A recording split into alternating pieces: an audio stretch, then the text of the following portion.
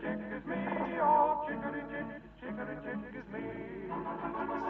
Chick, chick, chick, chick, chick, chick, chick, chick, chick, chick, chick, chick, chick, chick, chick, chick, chickadee chick, cha-cha-la, cha-cha-la, roll me in a banana, cabana, wallaka, can't you see?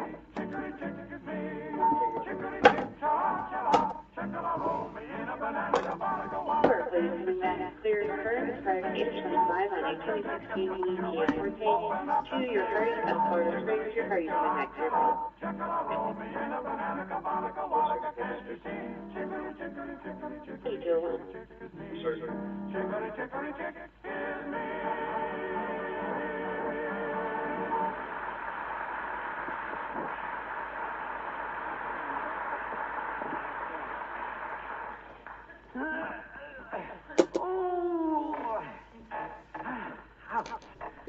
I almost did it that time. I'll try once more.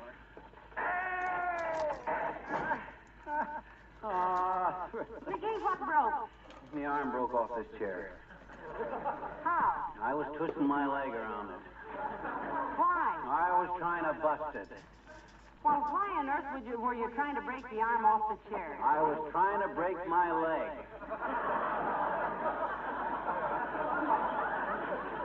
No go, though. It hurts too much. I got to think of something else. Well, it does seem a little drastic, breaking your leg to get out of an appointment. Why don't you just call Dr. Gamble and tell him? I'll get it. I'll get it. Come in. Oh, it's Mayor Latrivia. Good day, Your Honor. Hi, Latrivia. Hello, Molly.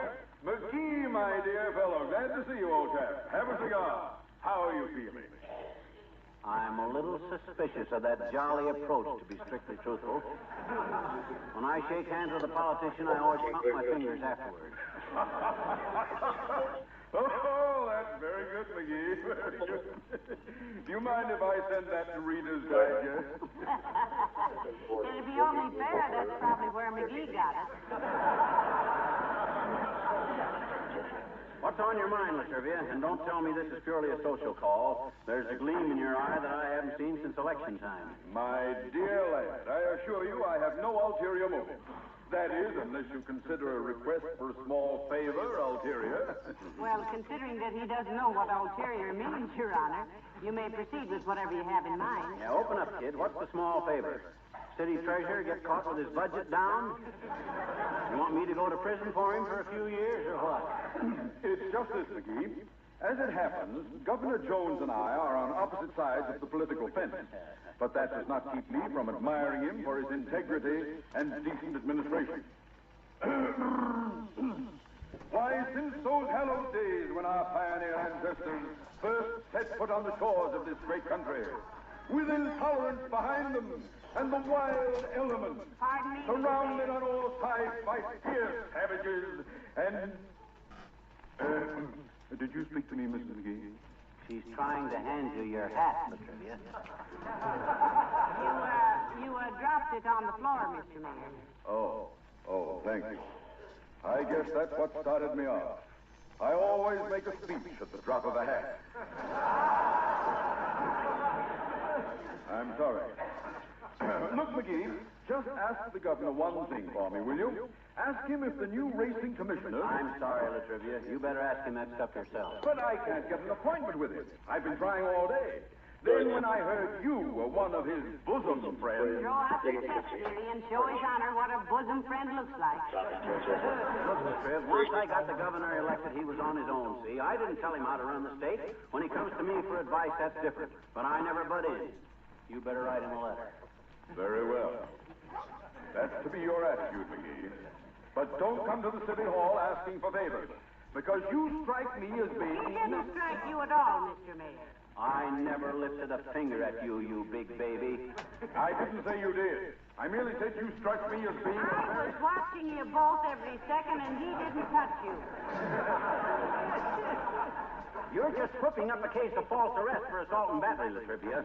I'm onto your tactics just because I won't go to bat with the governor for you. I am not whipping up a case of anything. That's perfectly all right, Your Honor. If we want a case of anything, we'll buy it ourselves. Just because root beer is hard to get. I was not referring to a case of beverages of any kind. I was just saying. Why don't you want to refer to beverages, Latrivia? What are you trying to hush up? You working in with the liquor interest? No, I am not, and you know it. I'm a teetotaler myself. How much tea do you total in a year? I don't teetotal. Total tea. I mean that I'm not Don't get so excited. Take it easy. I'm not excited. It's merely that you impressed me. Oh, so now he impresses you. Flattery will get you nowhere. I may impress you, but I didn't intend to flatter you. I merely stated that I struck you. You struck me as the salt and bath. You said you had some ulterior motive. That is what I was. The governor. It's not.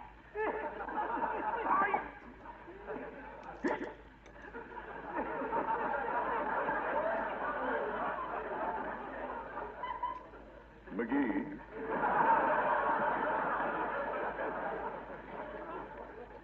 yes? Come to see me at the City Hall tomorrow. Come up in my private elevator. I thought your private elevator was out of order. Safety control busted or something. Oh. I didn't know you knew that.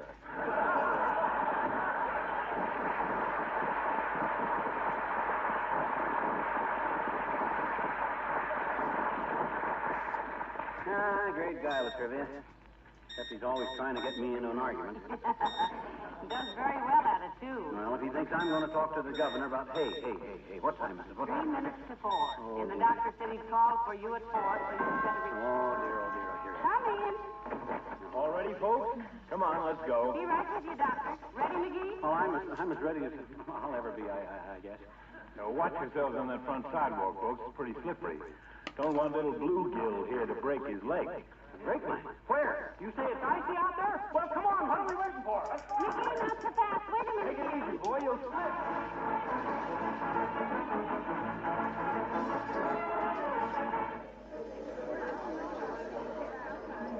Look, doctor, haven't we better call the governor's suite and be sure he's much too busy to see anybody?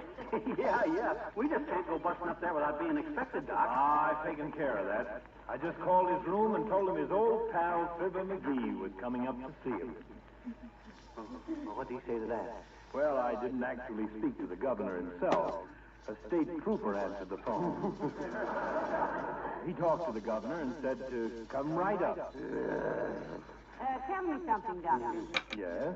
If a woman bakes a cake with a steel file in it, what keeps the file from getting rusted? What are you talking about? Good heavens. Now, look, Doctor, you and Molly go on up. I'm going to get a cigar. Don't wait for me. It always takes me a long time to... Oh, no, you don't. You stay with us, McGee. Whoever saw a governor's suite without cigars in it? Come on, get in the elevator. Fourth floor, son. Yes, sir? This is the slowest elevator I've ever ridden in. Seems like the fastest one I ever rode in. Where is suite 32, son? Standing right beside you, I'd say, mister. You're very nice to say so, young man, but... But he meant Governor Jones' suite. Oh, 4 doors to the left, madam. Oh, thank you. Come on, McGee. McGee, come on, we're here. Okay. This way, folks. And stop leaning on me, McGee. Can't you walk by yourself? What's the matter with you? Well, it's just as in the prospect of seeing an old friend again. I'm all drippy. Shall I knock, Doctor? Go ahead. Good day, Governor. Here's an old friend of yours. Well, if it isn't old monkey-faced McGee, how are you, boy? Why, Chicken Wire Jones from Peoria. What are you doing here? What do you suppose he's doing here, dearie? He's the governor. And little Molly Bristol. What a wonderful surprise. Molly, I thought you'd married Otis Cadwallader and $1 million. No, chicken wire. I married McGee and $1 million rats. By the way, Governor Jones, this is an old friend of ours, Dr. Gamble. He wants to talk to you. Hello, Governor. I'm glad to know you, Doctor. Any friend of Monkey Face McGee's is a friend of mine. Have a chair. My goodness. But it's been a long time, McGee, hasn't it? Yes. Remember the time that we played hooky and went to see Uncle Tom's Cabin? And remember how you let the cat loose on the stage when the bloodhounds came on?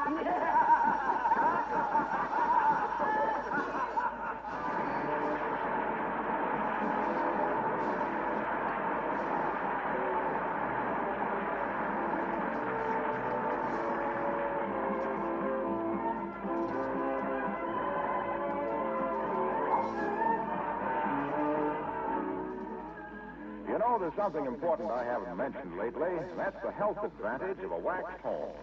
Besides beauty and protection for your things, your home is cleaner, more sanitary if you keep your floors, furniture, and woodwork regularly polished with Johnson's Wax. The wax seals the pores of the wood, guards against dirt and moisture. Johnson Wax surfaces are easier to keep clean because dust and dirt do not cling to them so readily. Areas that get extra heavy wear, such as hallways or windowsills, can be touched up as often as necessary without re-waxing the entire surface. And after you've used Johnson's Wax for a while, you'll notice that with every application, your floors and furniture take on greater beauty. That's why your favorite antique has such a soft, mellow luster. It's probably been protected with wax for a long time. And whether your things are old or new, it will pay you to polish them regularly with genuine Johnson's Wax.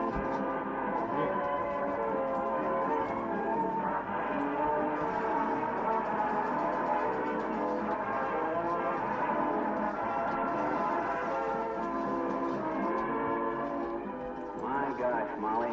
Imagine the governor turning out to be old Chicken Wire Jones. It was a better break than you deserved, dearie. And look, Huh?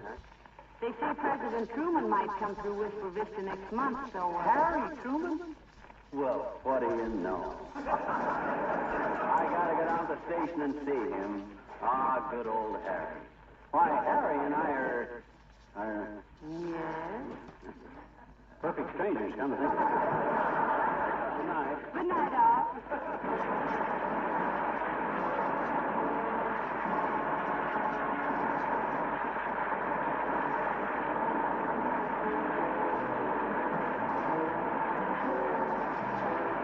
This is Harlow Wilcox, speaking for the makers of Johnson's Wax products for home and industry, inviting you to be with us again next Tuesday night. Good night. This is the National Broadcasting Company.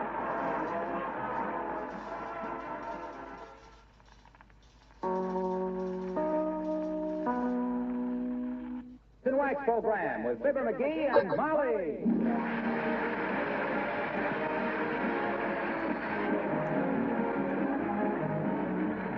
The makers of Johnson's Wax products for home and industry present Fibber McGee and Molly, written by Don Quinn and Phil Leslie, with music by the King's Men and Billy Mills Orchestra.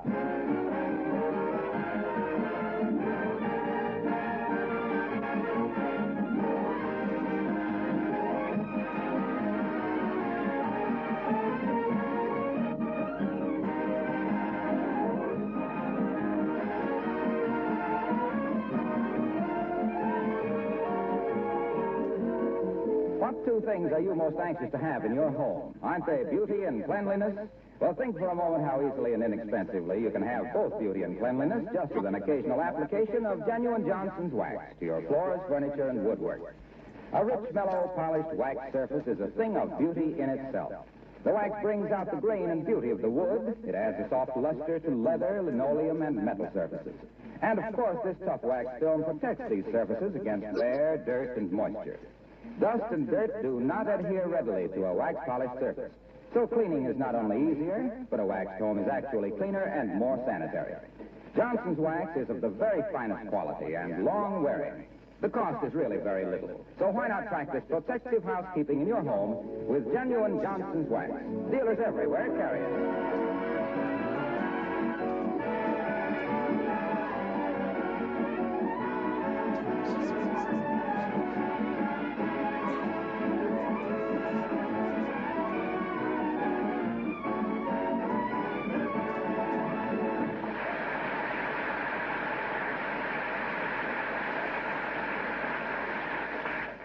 There are certain people who simply won't admit that nature does anything right. They're the kind who gild cattails, paint Whose Little Tootsie Are You on the shells of baby turtles, and clip poodle dogs to look like anemic lions. Here's one of those people now, as we meet Fibber McGee and Molly.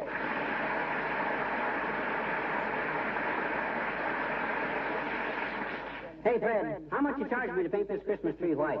Why do you want it white, McGee? What do you mean, why do I want it white? You got 100 trees in this lot you've painted white? Yeah, and I think they're horrible. What? Some people like them that way. Never mind the artistic comment, Fred. How much? $10. $10? To spray a little white paint on this half-pint tree? Who do you think you are, Rembrandt? Looky here, maybe you didn't understand, Fritz. I want this tree painted white, not gold-plated. $10. You're a pirate, and I'll bet you made $200 already today. You're a cheapskate, and I've made $340. You're a robber, and you want to sell a half interest in this joint? You're a stoop, and I wouldn't sell my own mother a half interest. You're a low-down, no-good.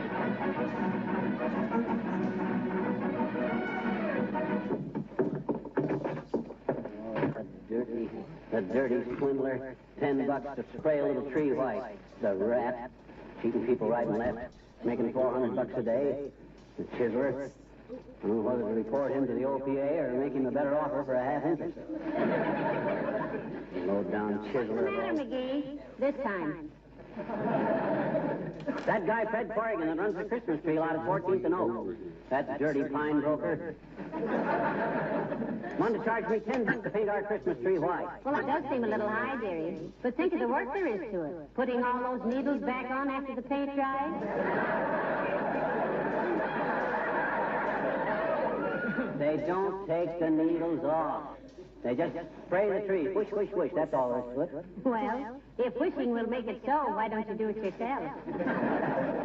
If it's a $10 job, I can't afford to pay myself that much. Besides, I haven't got a paint spray, so... Hey! Haven't you got a paint spray attachment on the vacuum cleaner? Oh, dear. Oh, my gosh, I can have that tree painted white before you can say, don't it look awful? Now, McGee, please, I realize we need the house painted, but not on the inside. Let's leave the tree green. Oh, you'll love a white one, Snooky. It's a modern thing. Nobody uses green trees anymore. They're outmoded. You don't say. Well, tell me, Salvador. What color snow are people using this year? Chartreuse? No kidding, Molly. White Christmas trees are all the rage. Everybody. They must be. They throw me into one. Now, look, sweetheart, just put the tree up and trim it. I love a green Christmas tree. Don't you, Alice? What, Mrs. McGee? Look, Molly, I'll put it up to Alice fair and square and let her give an opinion. Here's the proposition, kid. If you were going to have a Christmas tree, which would you rather have? A dusty, drab, dirty old green one or a bright, snappy, glistening white one? Alice. Mistletoe. Mistletoe. What an answer. Well, jeepers, don't you like to hang up a little bouquet of mistletoe, Mr. McGee? Oh, he's too shy, Alice. I am not shy. What good is mistletoe? Catch somebody under it, and it's either somebody you can kiss anyway, like your wife, or you get a slap in the chops before you can point up to it. Mistletoe, bah. That's just poison ivy with berries. Well, we'll put some up, Alice, and you'll see who manages to spend most of his time loitering around beneath it. But honestly now, dear, do you like a white Christmas tree? Well, I like them all, Mrs. McGee. I don't care if they're purple. Gertrude always has a white one, though, and she likes them. Who's Gertrude? We know her. Oh, she's the boy who always rides past here in the cream-colored Cadillac and honks his horn sister.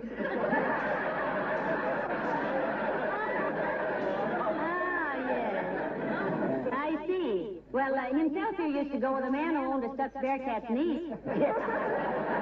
Yeah, but I gave her up for an old guy with a broken-down Maxwell's daughter. But honestly now, Alice, don't you really prefer a white Christmas tree? Well, I got awfully tired of them, Mr. McGee. When I was a little girl, my father gave us kids some little tiny paintbrushes and told us to paint a Christmas tree white. Heavenly days. It must have taken you children a long time to paint a tree with little brushes. How long did it take you, Alice? Oh, we never did get it finished. But it kept us off the streets till we were 18 years old. Well, I gotta wrap some presents. See you later.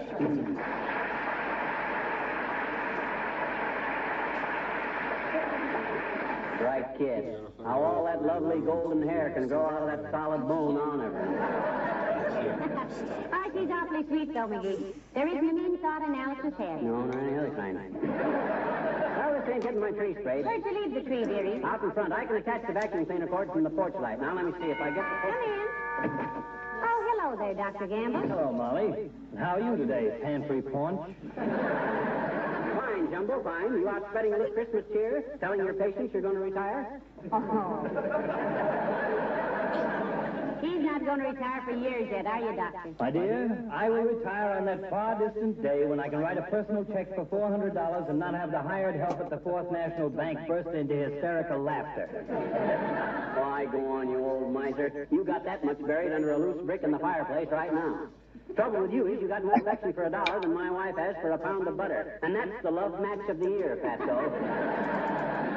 You have no right to say that, though, McGee. Dr. Gamble does more private charity work than anybody in town. Certainly. I'm a very noble character. When I walk down the street, flowers spring into bloom. Birds burst into song, and taxicabs honk twice before they try to kill me. Well, I gotta run along now. This is my busy season, you know. I suppose the children keep you pretty busy around Christmas time, Doctor, huh? No, it's the so-called grown-ups, my dear. Huh? This is the silly season, when 200-pound men start climbing 49-cent stepladders to wire dime store angels to the tops of $3 Christmas trees and wind up in a $500 plastic hat. Penny-wise and compound fracture foolish. Don't you want to stick around and watch me trim our Christmas tree, Doc? I'm painting it white. Well, you don't have to do that, skip-wit. Huh? When I put my gift for you under it, it'll turn white.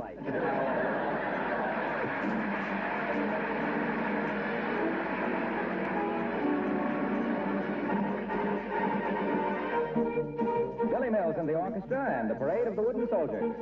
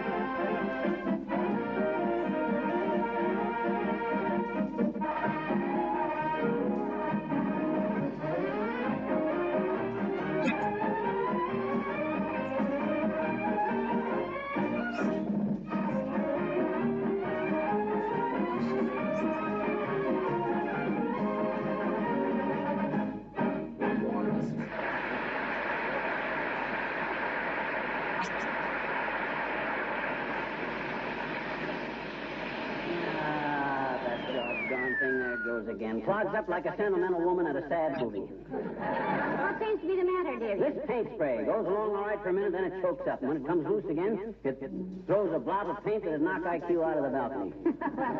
Pound it on the porch steps. And maybe that'll loosen it up. Okay, I will. There, now try it. Okay. Oh, heavenly days, Mickey, you almost hit me with that. I'm sorry, kiddo. I didn't know it was loaded. Well, here we go. There, now. Dad had done it again. Clogged up. Well, hurry up and get the job finished, McGee. It's colder than a lineman's lunch out here. Well, you go on in the house if you want. I can handle this all right. No, I've got to stay out here and tell people who you are. Huh? You get a little more of that white paint on you, and they'll think you're a badly constructed snowman. Okay. That does it. Now, I'll have this tree sprayed before you can Watch say... your aim, dearie. Huh? No, you better shut it off. Here comes Mrs. Carstairs. No. Hello there, Mrs. Carstairs. Won't you come in the house and have a slug of tea? No, thank you, my dear. I'm just out walking my Pekingese and must hurry along. What Pekingese, Carsey? I don't see him. Oh, it was too cold for him to come along, Mr. McGee.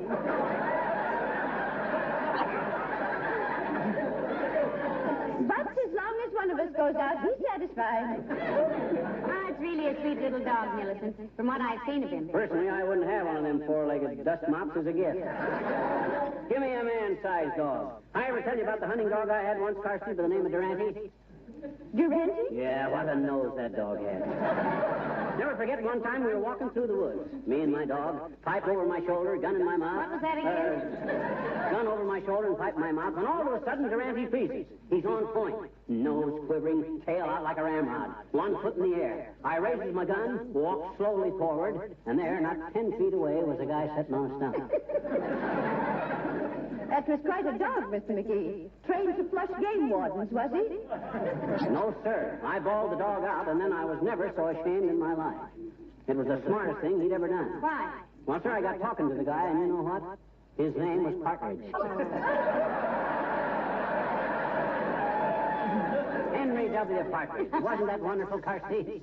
No, I don't think that's so remarkable, Mr. McGee. In the light of what a police dog of mine once did. What was that, Millicent? After all, it's so cold out tonight, the bologna won't spoil. Well, this dog of ours was extremely intelligent. One day I had him in the post office, and I noticed he was staring at the police posters on the wall. Suddenly, he dashed out the door and was gone. Probably went out to steal an apple off a fruit stand, Carsey. No. When I got home, he was gripping our butler by the vest pocket and was barking into the telephone, which he'd knocked off the table.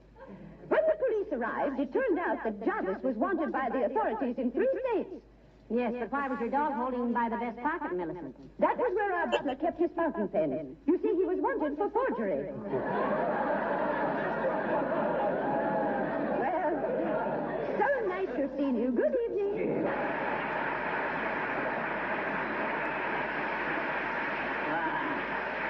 Who does she think she's kidding? I don't believe a word of that stuff. I'll bet she made that whole thing up. Well, never mind her, dearie. Get busy with that paint before it freezes solid, will you? Huh? Oh, gee, it might have that. Well, back to work. Ah, there she blows. Stopped up again, McGee? Yeah, that doggone thing. I only got about a third of this tree sprayed, too. Maybe if... Hey. What? How could Carstairs' dog be gripping the butler by the vest and barking into the phone at the same time?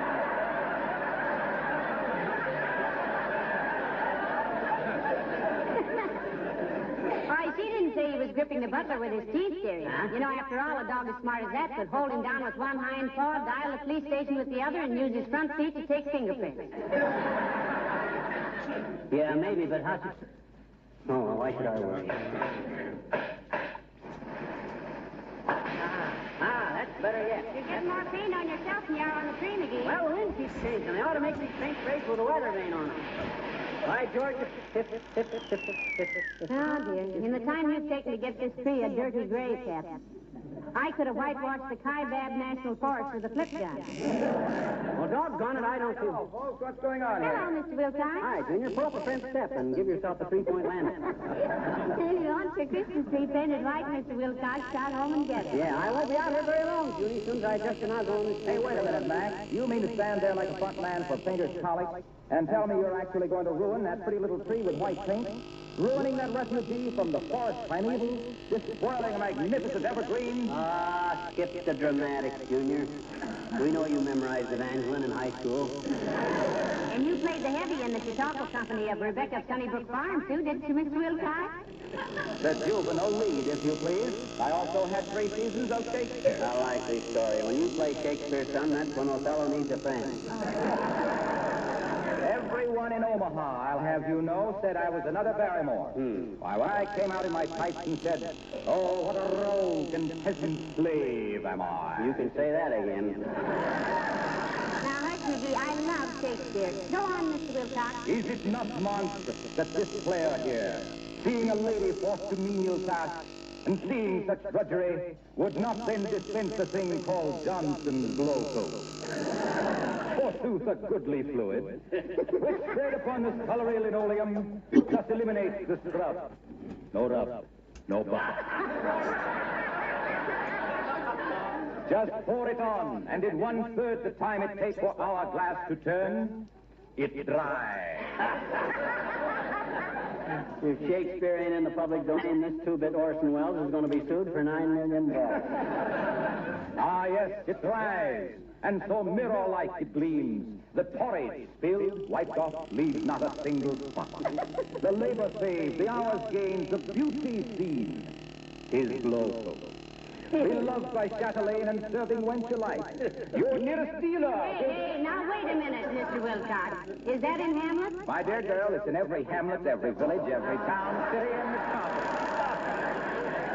Every place where a housewife takes pride in the appearance of her kitchen. And if I don't get back to the office in the next 10 minutes, I'll find myself back in Chautauqua. So long, kid.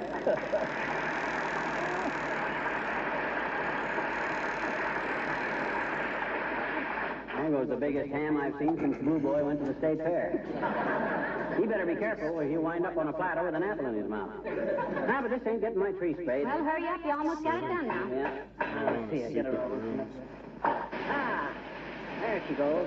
Ah, this is the best it's been yet. Yeah. Look how white the tree is getting, Molly. There's one question I'd like to ask you, McGee. Are you sure Don't that... bother me now, kiddo. I'm doing too good. Hot dog. Ain't that getting beautiful? I finally got this spray gun working perfect. I know, but look, McGee, I've been wanting to ask you if... Later, Tootsie, waiter. I'm just about finished now. Just up there a little bit. Ah, oh, gee, I'm through. All done. And believe me, that's the whitest white Christmas tree you'll ever see. Now, won't you admit this is a mighty pretty effect, baby? Yes, if you like that sort of thing. Well, I'll go and make some hot coffee, dearie. Okay. McGee, Huh? whose Christmas tree is this on the front porch? Oh, that's the one I bought this morning when I'm going to paint white. What? Oh, my gosh, what tree did I paint? The one that's been growing there in the yard all these years.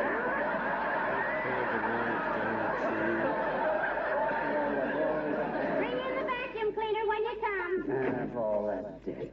If I ain't the dumbest bloke that ever breathed. A wise guy.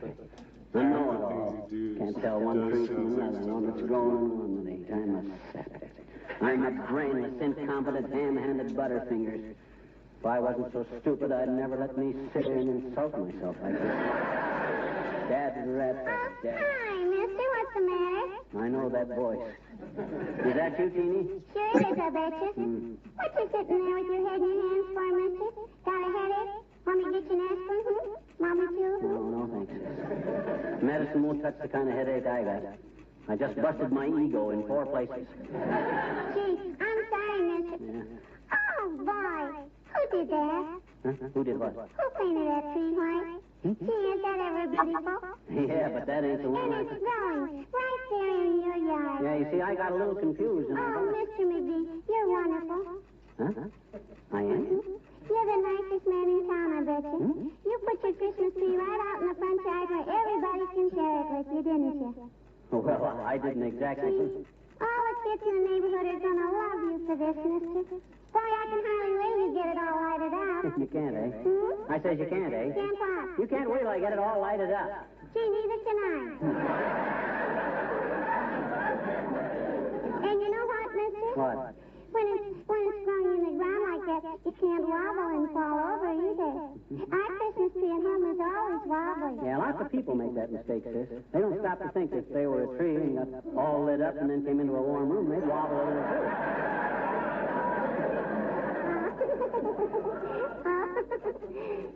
Skip it. They think it looks all right out here in the front yard. Oh, boy, I'll say. Now all the little children that haven't got Christmas trees can come and see yours, can't they? Yeah, I kind of planned to get a lot of little bags of candy and stuff and let the kids help themselves Christmas Eve. I just planned that. Think they'd like that? Gee, will they ever? And us kids will sing. Sing what? You know, the song we sing for you every Christmas time. 'Twas the night before Christmas, the one we just recorded. Would you like to hear it now, mister? Would you? Yes, I believe I would. Okay. Hey, Kenny, Johnny, Buddy, Ray, come here. He wants to hear it, all right.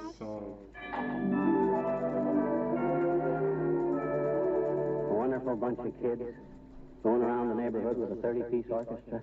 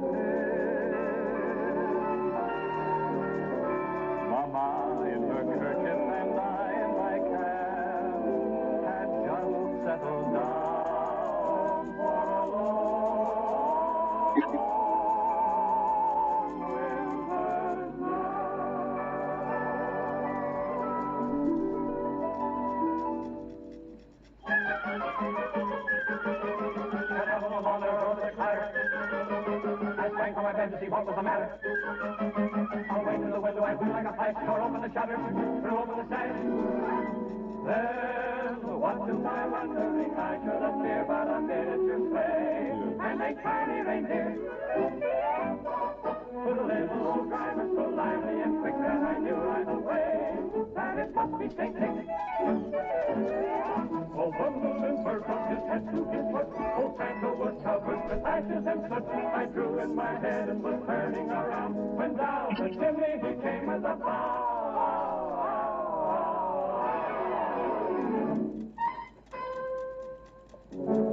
His eyes how they twinkle, his dimples how merry, his cheeks were like roses, his nose like a cherry, his droll little mouth was drawn up like a bow. The beard on his chin was as white as the snow. The stump of a little pipe he held high in his teeth, and smoke went around and around and around his head like a wreath. He was chubby and plump, all right, jolly old elf. Then I laughed when I saw him inside myself. He had a broad face, and a little round belly. And just when he laughed, like a bone full of jelly. He gave me a wink of his eye, and a twist of his head. A chuckle and a smile, I knew all the while I had nothing to dread. He spoke not a word, but went straight to his work, and filled all the stockings, then turned with a jerk, and laying a blade on the side of his nose, and giving a nod up the chimney he rolled. He sprang to his place, to his knees, gave a whistle, and the window flew like the down of a thistle. But I heard him exclaim as he drove out the side. Merry Christmas to all, and to all, good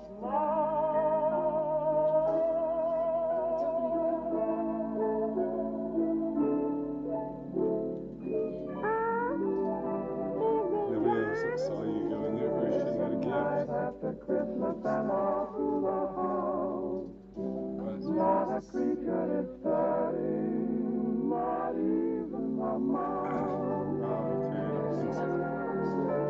The presents are scattered and broken, I feel, and St. Nicholas won't come again for a year.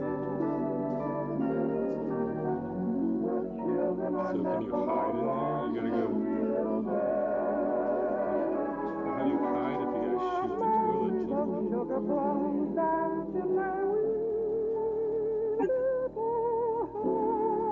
Maybe you can go in from the top.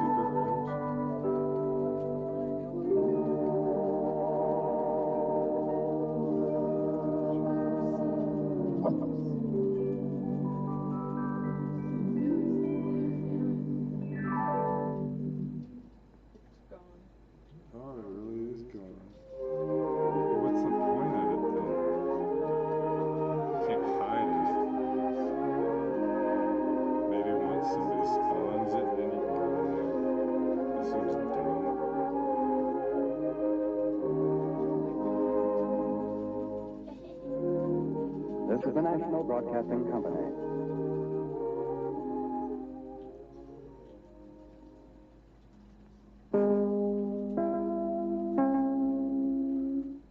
The Johnson Wax Program with Fibber McGee and Molly.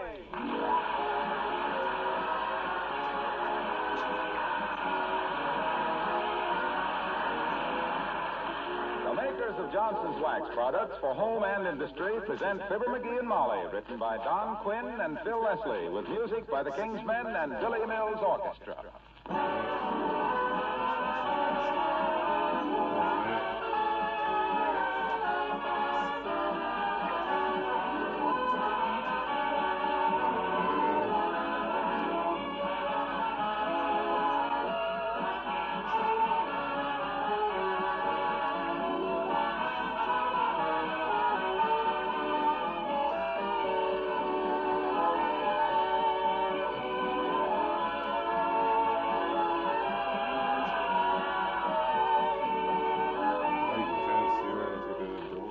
Very often that our broadcast brings us into your home right on Christmas.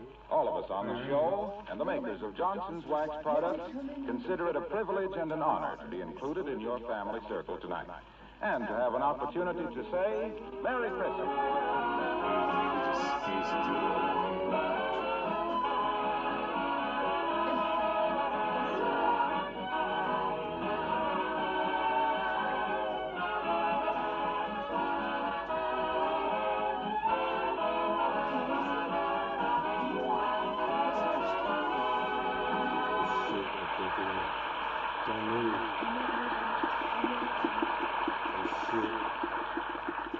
To those of you who've made a vow to do your shopping earlier next Christmas, we'd like to suggest that there are only 365 days left.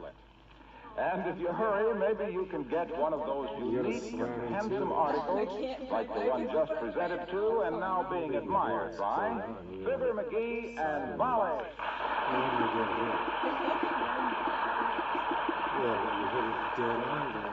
Imagine old Doc Gamble giving us one of these, Molly. Isn't that the most beautiful present you ever saw? It certainly is. I haven't seen so much chromium since that was what the Silver Service and Sarah sent us in 1937 turned out to be. And look how solid it's built. Yes. There's real construction in this.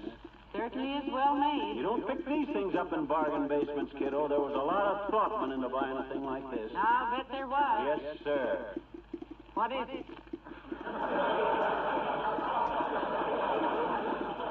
What do you mean? What is it? I mean, what is it? Why, it's one of those things that, well, you use it to, well, they sort of, I don't know what it is. Well, weren't there any directions or instructions or anything in the package it came in? No, came all wrapped up in red tissue paper, yards and yards of it. My eyes are still a little bloodshot from unwrapping. By the way, what did you send Dr. Gamble this year? A book, wasn't it? Yeah, a book. What to do till the doctor comes.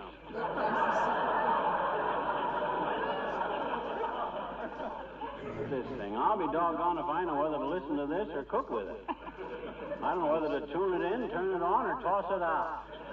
Well, we just have to ask Dr. Gamble what it is. Oh, no. We can't do that. That wouldn't be polite. And when did you start being polite to Dr. Gamble? You're usually at each other's throats like a couple of necktie salesmen. Yeah, but my gosh, Molly, when a guy gives you a beautiful gift like this, you hate to admit you haven't got the brains to know what it's for. Well, I don't hate to admit it. I don't know what it's for. Well, me either, but I ain't going to give that old sulphur huckster the satisfaction of knowing it. Maybe somebody else will tip us off and we'll have... Mrs. McGee, Mr. McGee, Merry Christmas. Same to you, Alice, and thank you for the handkerchief. You're welcome, Mrs. McGee, and thank you for the handkerchief. Not at all, dear. Well, if you kids are through batting them hankies around, I'd like to ask Alice a question. Why, certainly, Mr. McGee. And if you're going to ask me what I think you're going to ask, the reason Harold and I stood on the porch so long last night when he brought me home was on account of I couldn't find my front door key. Why, we never locked the front door, Alice. You knew that. Yes, I knew that, but Harold didn't.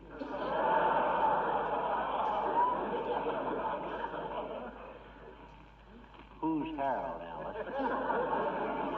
Oh, Harold is the fat old lady who was the buyer for the corset department at the Bonton's nephew. She's nice, though. Who is? Harold's aunt. She's a corset department buyer and also substitutes for the manager of household goods when she takes a day off in the basement just to the left of the elevators. Oh, down there. Look, we got a door slam coming up here any minute, Alice. So let's get down to business. You see this thing that Doc Gamble gave us for Christmas? Creepers, isn't that beautiful? May I use it sometime? Oh, you certainly may, Alice. Anytime, and we'll watch it.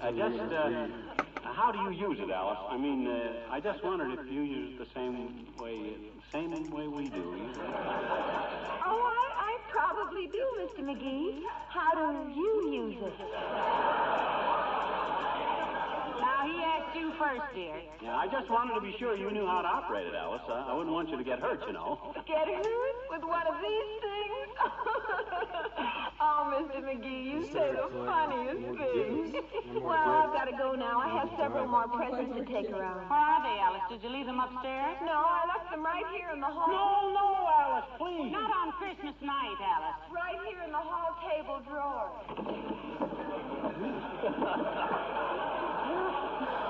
I thought for a minute there she was going to... It's a present for Ozzy I put in the hall closet.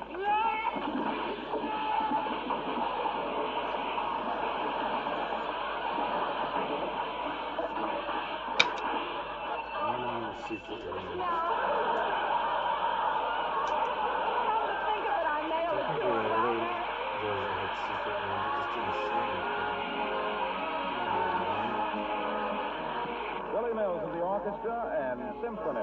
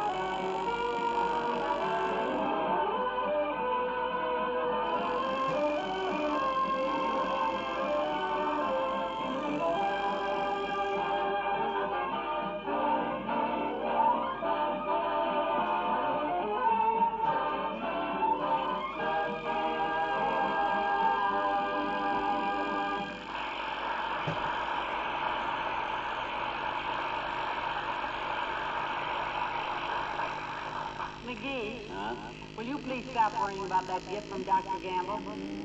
You've sat in that chair for 2 hours just staring at it. I'm going to sit here till I figure out what it's for, too. Any hunk of chromium-plated aluminum going to make a monkey out of me. I'll figure it out if I... Hey, I'll bet it's a gopher trap. Why should Dr. Gamble give you a gopher trap? There are no gophers in this part of the country. Well, what's that got to do with it? He gave me Paris garters last year, and we're 4,000 miles from France. Well, you've been through France. You've never been through a gopher hole. Look, let's analyze this thing. Now, here's the handle here on top, see? How do you know it's a handle? Well, it stands to reason. It's kind of a loop that just fits the hand. Well, I've got a gadget out in the kitchen with 4 of those loops on it, and it's an egg beater. Okay, but let's just say it's the handle, just for the sake of argument. All right, it's the handle. Fine. Now we're getting someplace. All right, just below the handle here, there's a circular disc. That's obviously to protect the hand against something. Such as what? Such as I don't know what. Yes. Then we've got two long, sharp prongs sticking out below it, like daggers. Now, all we gotta do is figure out what a thing like that is for. Well, we've certainly made tremendous strides, haven't we? You knew that the minute you opened it up. Now, let me see. If I hold it like this and somebody jogged my arm, I'd have two holes in my leg. Can't be right. Isn't there anything movable on it, dearie? No working parts? I haven't been able to find any. However, a few minutes ago, I was turning it this way and that, and all of a sudden a sharp pain went through me. Kind of a stabbing sensation. Like electricity or something? No, like you'd left your manicure scissors here in this chair and I'd sat on them, which you had and I did. Well, you were using them last, dearie, cutting stamps off the Christmas cards. Yeah, well, I wanted them for my stamp collection. Got two from Indiana and one from Florida. Found another good one from Oklahoma, but I had to throw it away on account of I couldn't tell whether it was north or south. Hey, if that's Doc Campbell's calling him, if I can figure out what this gadget's for, I won't have to be humiliated by asking him what he... Just Mrs. Carstairs, McGee. Oh, that old tomato surprise. Miss East St. Louis of 1904. She's had her face lifted so many times she has to walk on her toes. Yeah, but my goodness. Come in. Our old man Carstairs was nearsighted enough to marry Christmas. And the same to you, Mr. McGee and Mrs. McGee. Thank you, Millicent. Move all those boxes and packages and things off my chair so Mrs. Carstairs can sit down with you. Why?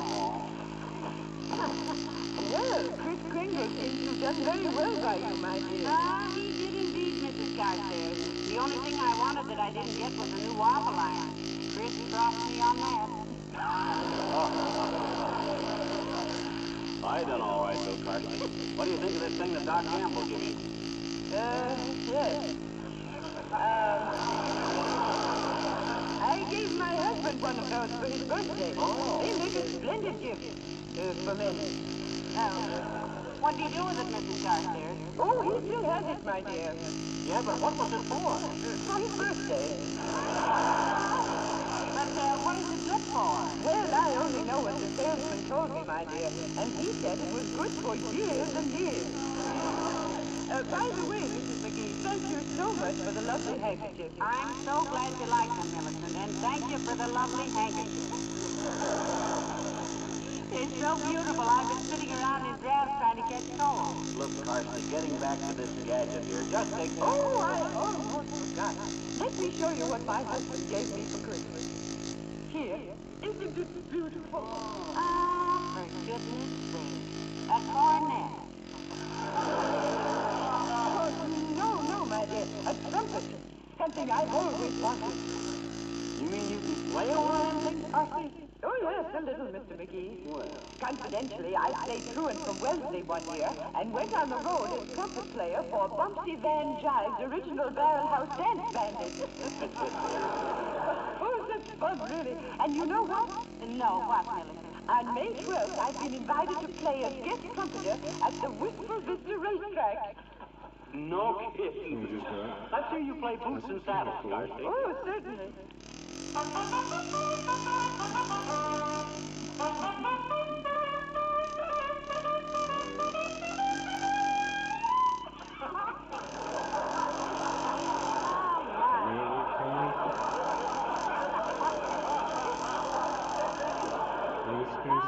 Wonderful, Millicent. Yeah, you better go easy on that hot finish, Carson. You'll have Busher and Whirlaway coming around the clubhouse turn doing the Lindy Hop. Oh, I shall have to brush up a bit, of course. I've almost lost my embouchure. What on earth is an embouchure? Well, that, my dear, is a French term, meaning an osculation in brass. Well, I must be going.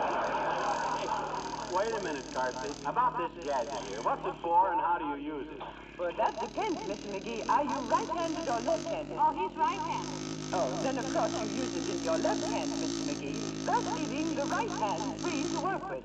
Well, Merry Christmas to both of you.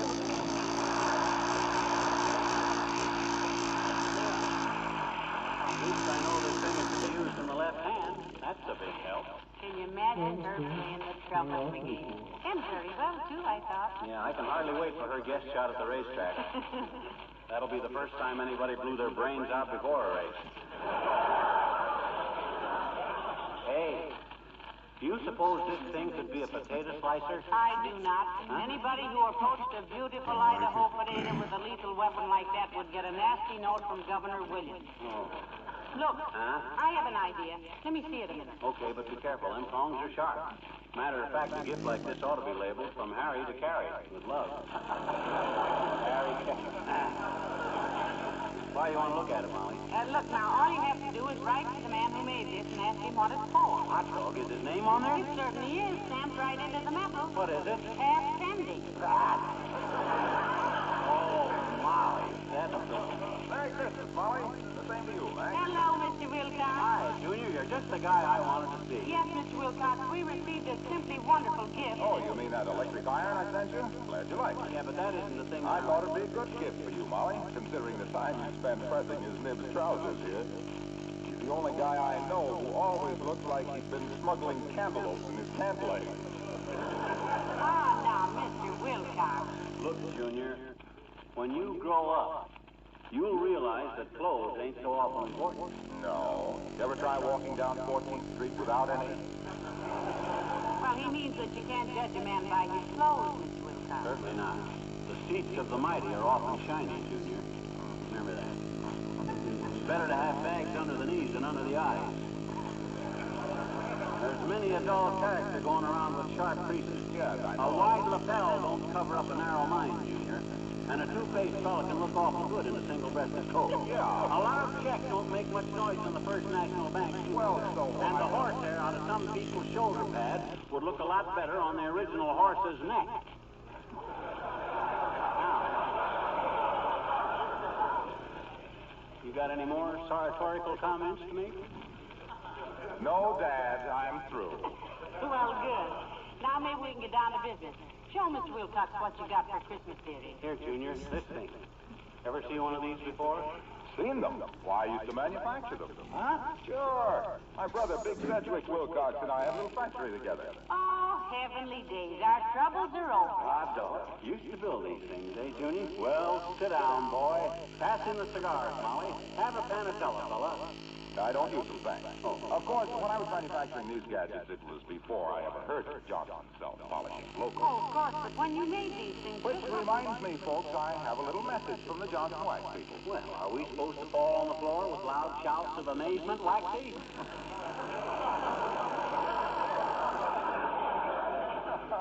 You got more messages in your system than Western Union. Only every 10th word is Johnson instead of love.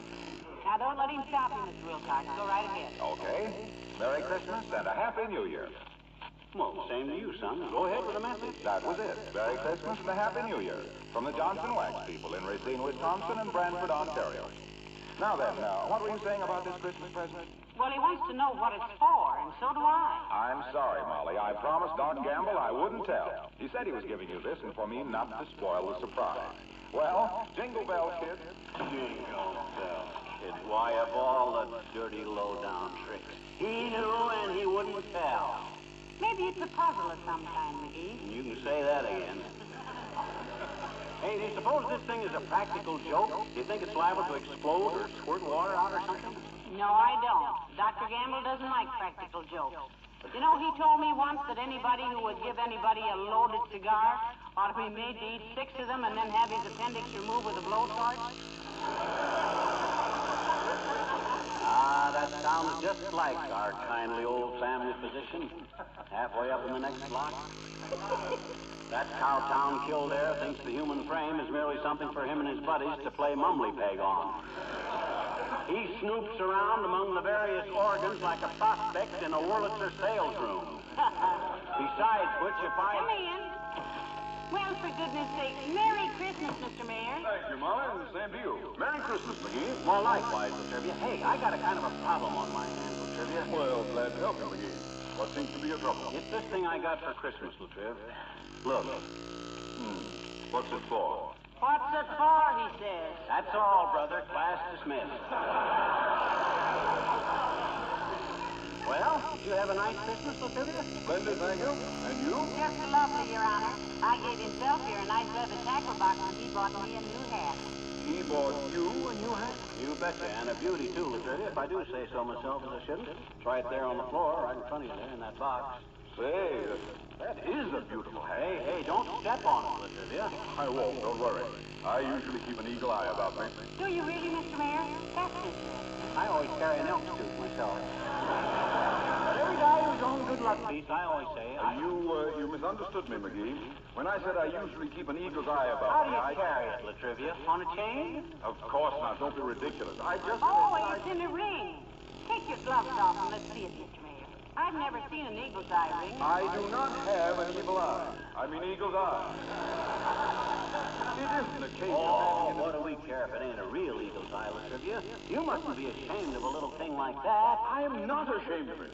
There's nothing to be ashamed of. I don't own one. Oh, it's one you borrowed. Something borrowed, something blue. A good luck piece will keep you true. Will you both stop this nonsense? Good heavens, I didn't intend to It may say be that. nonsense to you, Latrivia, but to thousands of people a good luck charm means something. Maybe it's an elk tooth, maybe an old coin, maybe an eagle's eye, but a charm... I tell you I have no charm. Don't be so modest, Your Honor. Why, you have lots of charm. Sure you have, boy. Don't lose confidence in yourself. Just look people in the eye. I don't want to look eagles in the eye. People in the charm. I mean to say, if I was an eagle's eye, I merely tried to say that I had an owl's ring, an elk's coin, tooth. And you mistook. You mistook. You understand? It's always every time I open my mouth, I mistake.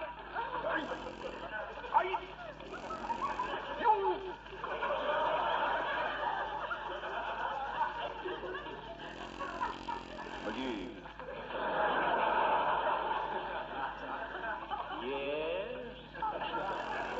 May I say one thing before I leave? Certainly, Mr. Mayor. What is it, Latrivia, old man? Simply this, McGee. You have your foot in Molly's hat. Good day. And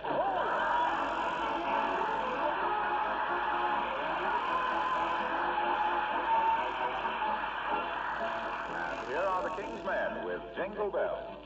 You have probably heard this song 100 times today, but this is how we warble it down Bristol Vista way.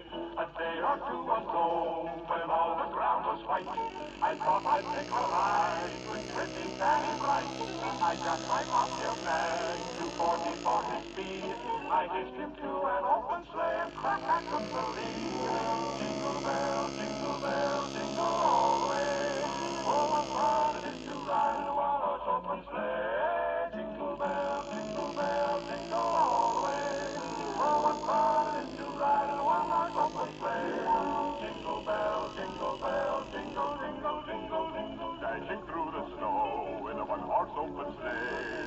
O'er the fields we go, laughing all the way. Bells on bobtail ring, making spirits light. Oh, what fun to ride and sing a sleighing song tonight.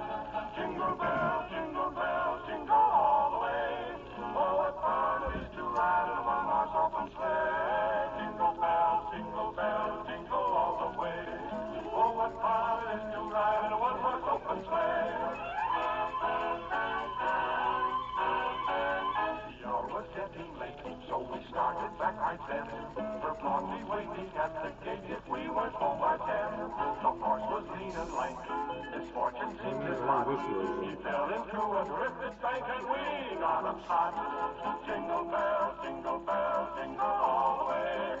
Oh, what fun it is to ride in a one-horse open sleigh. Jingle bell, jingle all the way. Oh, what fun it is to ride in a one-horse open sleigh.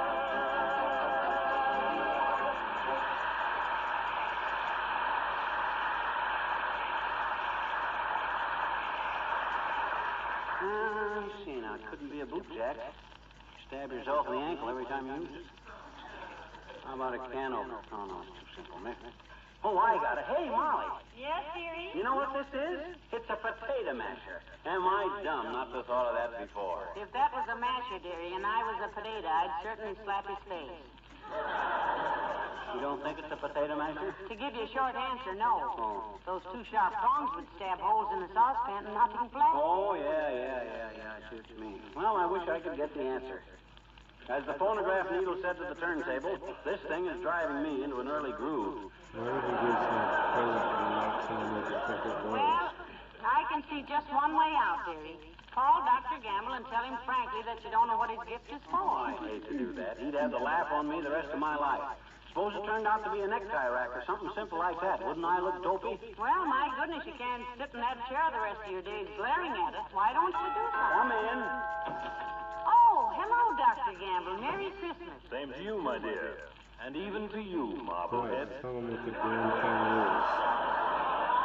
Thank you, Aerosmith. It's always nice to see you in our little home. Thank you. Because while you're in our little home, we know you're not torturing some helpless patient. Stop it now, McGee. Why don't you two boys ever say anything nice about each other? That's a good idea, Molly. You first, McGee. Say something nice about me. My gosh, I can't think of anything. Neither can I. Oh, well. Have a nice Christmas, folks. Oh, just grand, Doctor. We got so many nice things. And some interesting things, too, Doc. Some of our friends really use their ingenuity.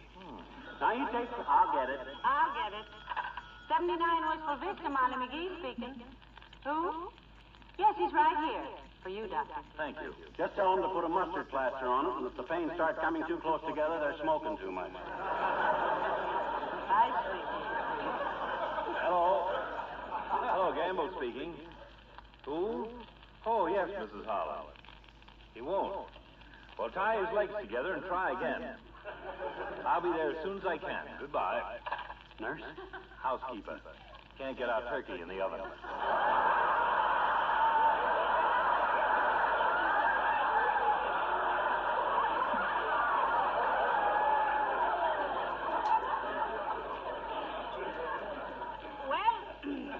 What were we talking about? We were talking about the interesting things people send people for Christmas. Such as what, McGee? Well, now, for instance, that wonderful gift you sent McGee, Doctor. This, Doc. Oh, yeah. You like it? Oh, do we like it? We love it, Doctor. McGee's just tickled to death with it. Don't know how I ever got along without one, Doc. Well, that's great, my boy. Yeah? You had me sort of stymied there for a while, and then I thought of this. I said to myself, aha, I said, that's just the thing for McGee. The thing I like about it is there's no complicated machinery to it. No, it's extremely simple. It sure is. You know? Was there any directions come with it, Doc? Directions? For a simple little thing like that? Don't be silly, dear. You certainly don't need instructions for a gadget like that. Why, there isn't a moving part on it. I was just kidding. My gosh, a child could manage this. Certainly. I wonder where I could borrow a child. Hey, Doc. Yes? I just wondered if, when you use this, Well, what he means, Doctor, is this. You know, he thinks so much of your gift, he doesn't want to damage it by using it wrong. How do you use it? Well, great Scott, how does anybody use it? Well, that's a good question. I give up. Look, Doc, while I really appreciate this gift... And we've always wanted one. There's one little thing I want to know. What's that, my boy? What in Sam Hill is it for? I haven't the slightest idea. Well, then why did you give it to me? Because you gave it to me last Christmas, Picklefoot.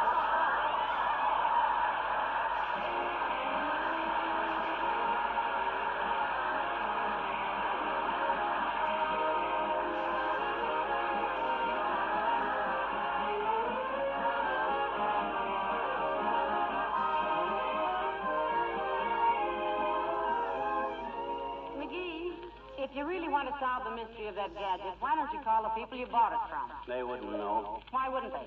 I just happened to think. I won that thing on a punch board. Cost me 70 cents. Ah, dear. Well, let's forget the whole thing. What do you say?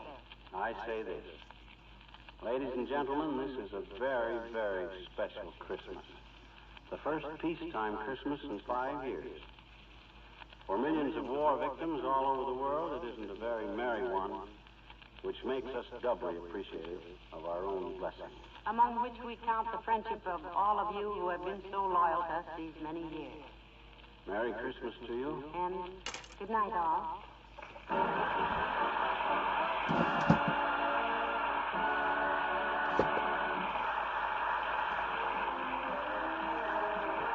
is Harlow Wilcox speaking for the makers of Johnson's Wax Products for home and industry and inviting you to be with us again next Tuesday night. Good night.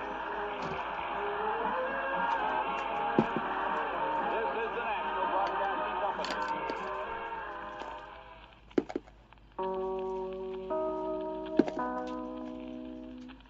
The Johnson Wax Program with Fibber McGee and Molly.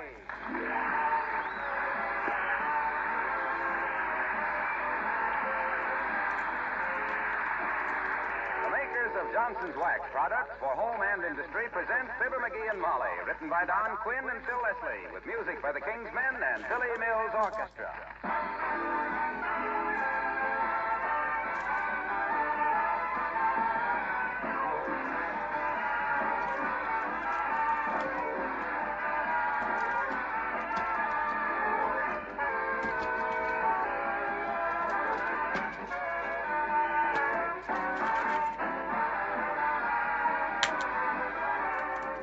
All up and down the country today, friends have been dropping in on other friends, exchanging New Year's greetings. It's a proud moment, isn't it, when your guests compliment you on the beauty of your home? Well, you can always count on a compliment like that if you use the wax method of housekeeping. Fact is, it's quite amazing how wax, genuine Johnson's wax, touches off the real beauty of the lovely things in your home. Wax floors shine proudly with a new beauty. The wax polish gives a lovely luster to furniture and woodwork, too. And it brings out the beautiful grain. Picture frames, ornaments, and leather articles grow lovelier each time you wax them. You see, Johnson wax things have a satin smooth surface that doesn't collect dust, is easy to keep clean. And because of its protective qualities, a coating of wax adds to their length of life. Why not have a lovelier home in 1946 with Johnson's wax?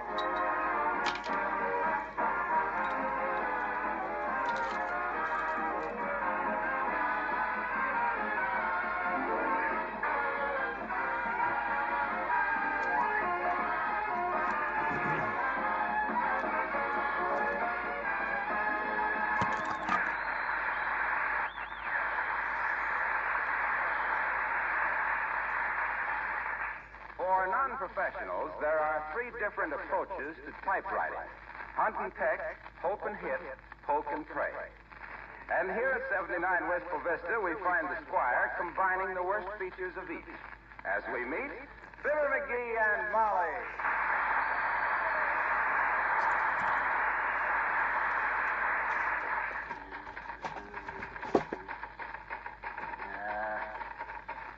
I can see why Remington makes guns as well as typewriters. If you don't type any better than I do, you can shoot yourself. Now, let's see what I got. One day in Africa, during a kangaroo trapping expedition. McGee, have you got time to help you? Still at the typewriter, huh? Yeah, and you know what? I now got 2 pinkies on each hand.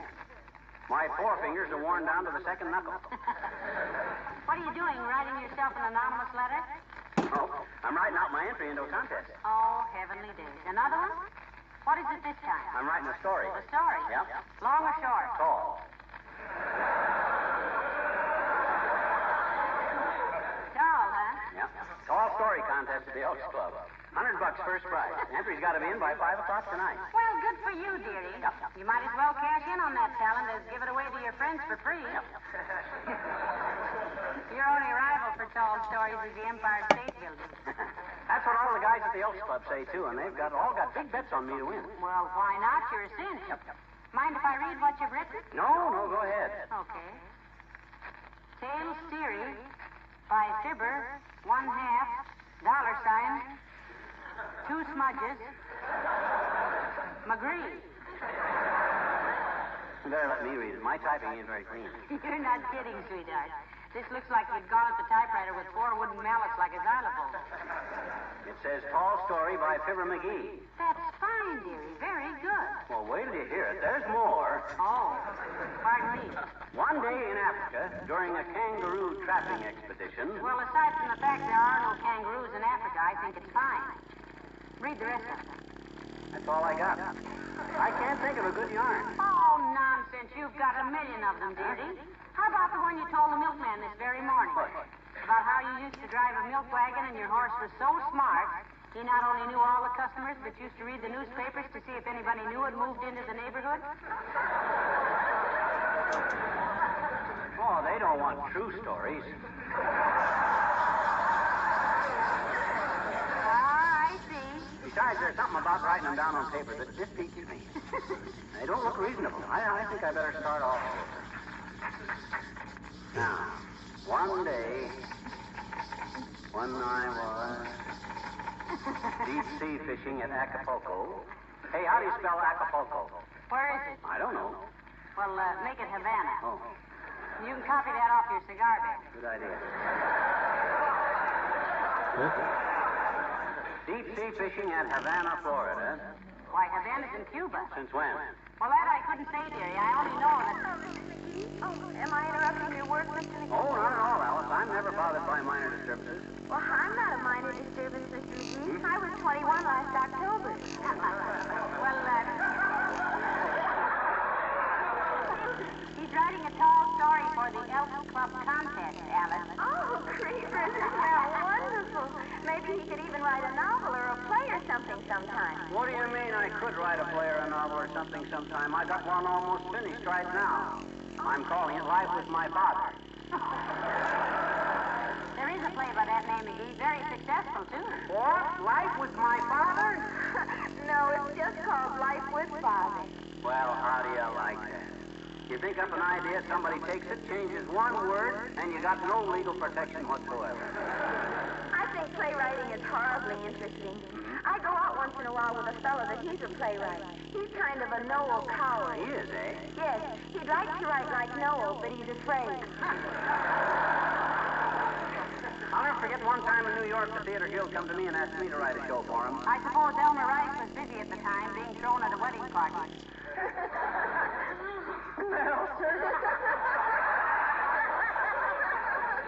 I was a kind of a Broadway playboy in them days, which is why they wanted me to write a Broadway play, I suppose. Well, Max. They offered me $100,000 in a tryout in Washington, D.C. Would that be called capital gain, dearie? It would have if they'd ever seen it. But I found out just in time they wanted a play to be called Alabama so they could pay me off in Confederate money. So I nixes the deal, see, and they got a kid named Hammerstein to do one called Oklahoma. I understand it's going to make expenses, too. Make expenses? They sell tickets for it in jewelry stores. Well, I'll let you get to work, Mr. McGee. I've got to get downtown anyway. I have a luncheon date with Geraldine. Who's Geraldine? Oh, Geraldine is the mounted policeman who directs traffic at 14th and Oak Street on the Big Brown Horse's sister. Oh, I see. Well, good luck with it, Mr. McGee.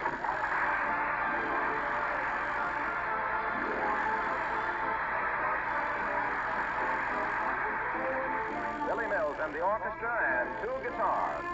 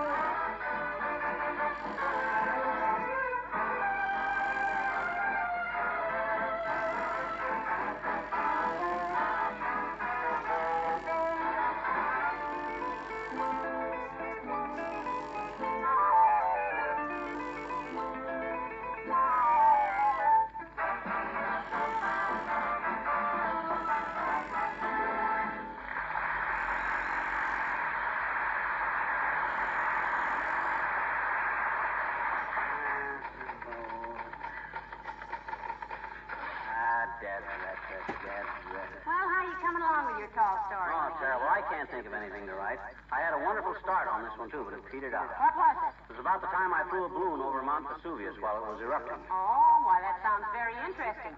Why didn't you go on with it? I couldn't. The balloon caught fire in the third line, and I got killed. I only had more imagination. I could win this thing hands down. Come in. Oh, hello there, Mrs. Carstairs. Do come in. How do you do, my dear? Working on the typewriter, Mr. McGee? Who, me? Oh, no, Carsty. I'm teaching a sea lion to play the 1812 overture on a police whistle. And if you'll pardon my mentioning it, your skirt is split down the middle. This, Mr. McGee, is a divided skirt. That's what I said. I have just come from a horseback ride in the park. Oh, I've seen you riding, Millicent, and I must say you have a wonderful seat on a horse. McGee. You quite an equestrian, Carsty? Well, I rather fancy that I am, Mr. McGee. I've taken several blue ribbons at horse shows. Judges nearsighted, or were you whinnying at the time? Now, McGee, don't be so rude. I know he's just joking, my dear. As a matter of fact, Mr. McGee, when Roy Rogers had his last rodeo at Madison Square Garden, he made me a splendid offer. My goodness, did he really, Millicent? What was his offer? $10 for my hat. He said it frightened Trigger. Used to be quite a horseman myself, Carsty. Had quite a string of polo ponies at one time. Really? What happened to them? The string broke. I even used to ride bareback in a circus with him. Funny thing happened in connection with that, too, recently, too. I happened to be in Indianapolis. You know Indianapolis, Carsty? Oh, indeed I do. It was named after one of my ancestors, an Indian who'd gone to Annapolis. That's very interesting. Yeah, Well, you know the big circle down there in Indianapolis? Well, I was walking along there one day, and I seen two of the horses from my old circus act from 20 years ago. And they were harnessed to a beer truck. Well, sir, the minute they seen me, they started snorting for joy. They tossed their heads, arched their necks, and started galloping around the circle, round and round and round. Oh, wasn't that delightful? I suppose it had been years since they'd seen a clown.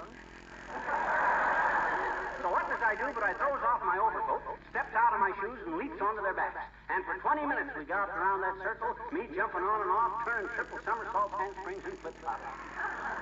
Well, after 20 years, I imagine a lot of your flips were flops, huh? But I forgot I didn't have any rosin on my feet, and I slipped on one of their rumps, and whammo, everything went black. Oh, were you knocked unconscious, Mr. McGee? I mean, more so than usual?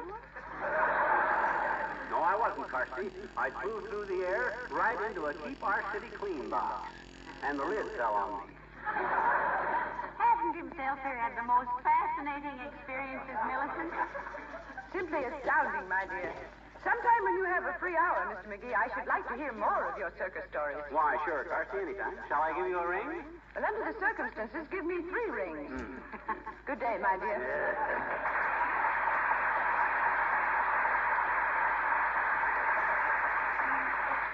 Why not use that, McGee? Huh? Use what? Use that circus story as your tall story for the Elks Club contest? Oh, my gosh, kiddo, I can't do that. Why not? Why, those horses may still be living. I wouldn't want to embarrass them. Boy, this is a tough assignment, you know. I can't dream up any fantastic stories. Well, now, you'd better, McGee. If all those men at the Elks have bet big money on you. Yeah, that scares me, too. You know what? I talked to Mrs. Toops on the phone, and she said her husband said all the Elks are betting their teeth on you. Oh, my gosh, I don't... Sure, they say you're a 3-to-1 shot. Or 3-to-1 to get shot, I forget which. Doggone it, I just can't think of any wild yarns. I sit here and stare at this blank paper and nothing... Hello, folks. Oh, hi, Junior. Hello, Mr. Wilcox. Feliz año nuevo, amigo. No, thanks, Junior. We haven't used up the old can yet.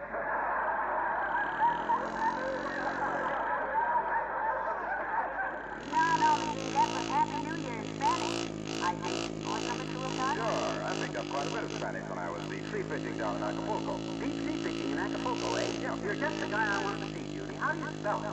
C-E-E-F-E-A-F-I-S-H. No, he means Acapulco. Oh, I don't know. I never paid any attention to the spelling. You see, I was down there with a bunch of Johnson wax salesmen. I'll bet you were, Waxy. I'll bet all you sportsmen made an agreement not to talk shop on the whole trip through, didn't you? We sure did, Mac. For 5 whole days, not a word was said about fishing.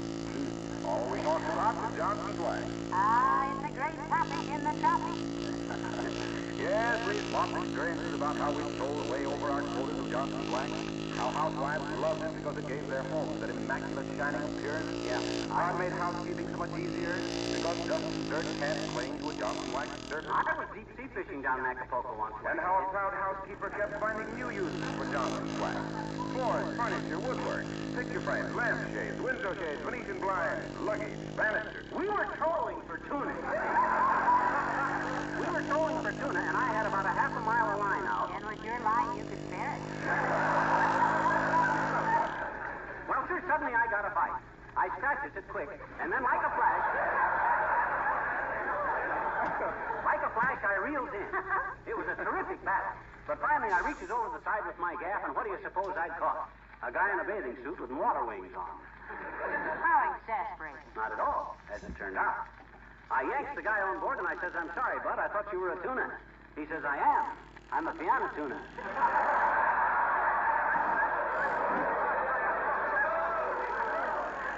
Just a holiday. Well, excuse me, pal. I've got to get going.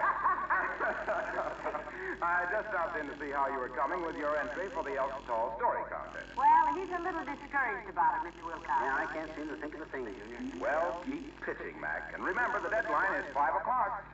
Ain't that awful, Molly? The deadline is 5 o'clock. Well, how much have you got written? All I got so far is this. An amazing thing happened to me when I was a cabin boy on a 12-masted schooner bound round the Horn.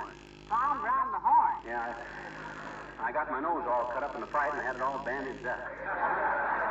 Well, what's the story of the 12-masted schooner? I'm darned if I know. I just don't seem to be able to make up imaginary stuff. Maybe I better start fresh. Oh, my gosh. How can a guy get his work done? Our threshold has been crossed more times today than Southern California's goal line.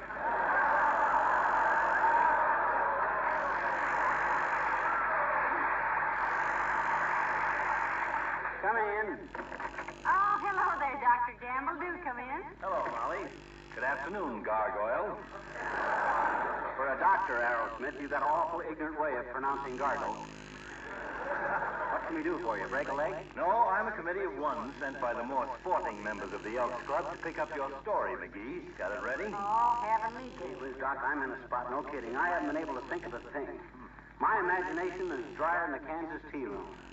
You better think of something, Bilge Pump, or I know 7 underworld characters, including me, who will tear your head off and throw it in your face. Personally, I have wagered $65 in folding money, 4 appendectomies, 2 adhesions, and a basal metabolism on you. Go on, concentrate. Do what the doctor says, McGee. Concentrate. Maybe he doesn't know how to concentrate. Certainly I know how to concentrate. My gosh, I spent 6 years in India studying to be a faker, didn't I? Yeah, and 40 years in this country. Betcha. I learned how to sit on a board full of nails all day long and just concentrate. Didn't it hurt, McGee? Not after I learned the secret of how to do it. Then I could sit on them nails all day and never feel a twinge. And what was the secret, Master? Mind over matter, or a heavy girdle over the derriere? It was very simple. Just drive the nails into the board and flatten them out. It's only the points that hurt you. Simple when you know the trick, isn't it? You must show us the Indian rope trick sometime, Faker. I'll buy the rope if you'll climb up it and disappear. For good. And furthermore... I'll get it. I'll get it. I'll get it. Hello, Gamble speaking. Who? Oh, yes. Yes. Well, I'll be over there as soon as I can, Ray. In the meantime, take 2 5-grain headache tablets and apply cold compresses. And don't worry about it, Ray. You're not the first person who's lost one. Bye. Lost what, Doctor? A weekend.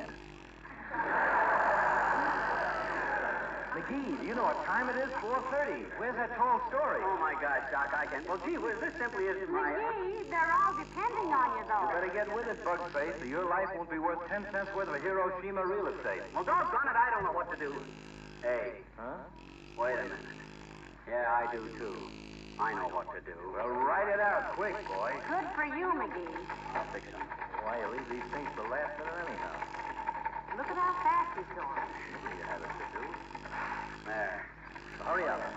Give it here, McGee. Come on, give it to me. Wait a minute. Where's an envelope? Here, McGee. Thanks.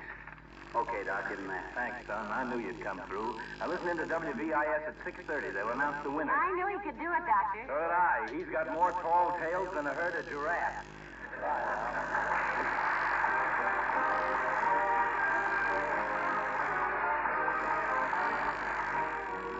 The King's Men sing I Don't Care If I Never Go to Bed.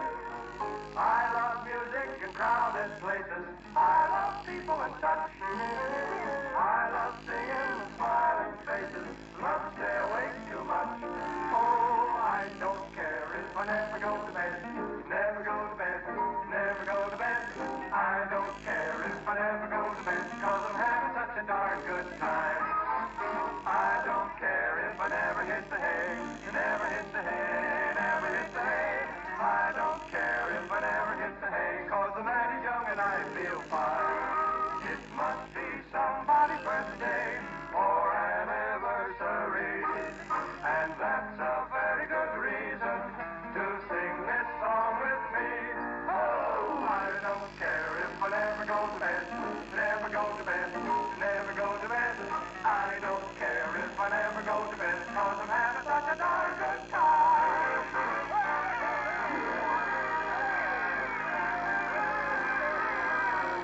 I don't care if I never wink or sleep. Pardon me, I mean, never sleep a wink. I don't care 'cause I'm feeling in the pink. Having such a darn good time. I don't care if I never snooze a day. Pardon me, I mean, never take a snooze. I don't care 'cause I'm doing what I choose. Having such a darn good time.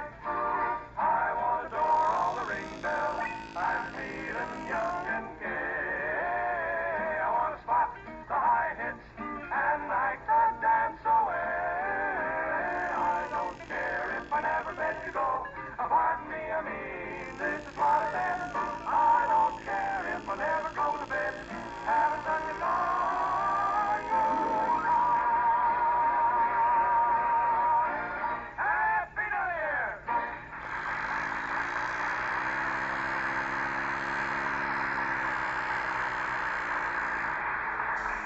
Well, what are you looking so gloomy about, McGee? You came through with a tall tale, didn't you? No, I didn't. I came through with mine between my legs. What do you mean? I didn't send the Elks the story. I just sent my apologies.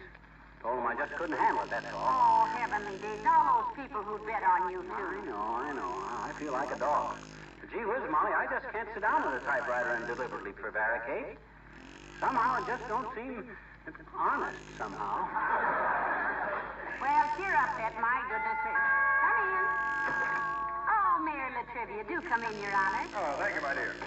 Hello, McGee. Hi, Latrivia. Hey, I have some good news for you folks. Remember Wallace Wimple? My goodness, You mean little Wally Wimp? You mean the henpecked little guy that when he was married, Frankenstein gave the bride away? Yes, that's the lad. I just got word that he's out of the service and will be back in Wistful Vista on the 15th of January. Oh, good. It seems that the Navy finally saved up enough points to get rid of him. Oh, my, it'll be nice to see him again. 2 weeks from today, eh? My gosh. By the way, McGee, did you send the Elks your tall story for the contest? No. I guess I kind of fell down on the assignment, Latriv. I went into it real enthusiastic, too. I was going to whip out a yarn and have all the other contestants green with ivy. You mean envy, dear. People don't turn green with ivy. Oh, no? You mean I never told you about the kid I went to school with? Little Eddie Creeper? The poor kid that was working his way through school. What about him, McGee? Well, he got so hungry he'd eat the leaves off the vines on the chemistry building, just to keep from starving. Well, if he wanted to browse, why didn't he go over to the library building? The bigger leaves on the chemistry building, it was over. Well, sir, he ate so many of them leaves, he started turning green with ivy, see? Oh, dear. I suppose you're going to tell us he came home one night potted.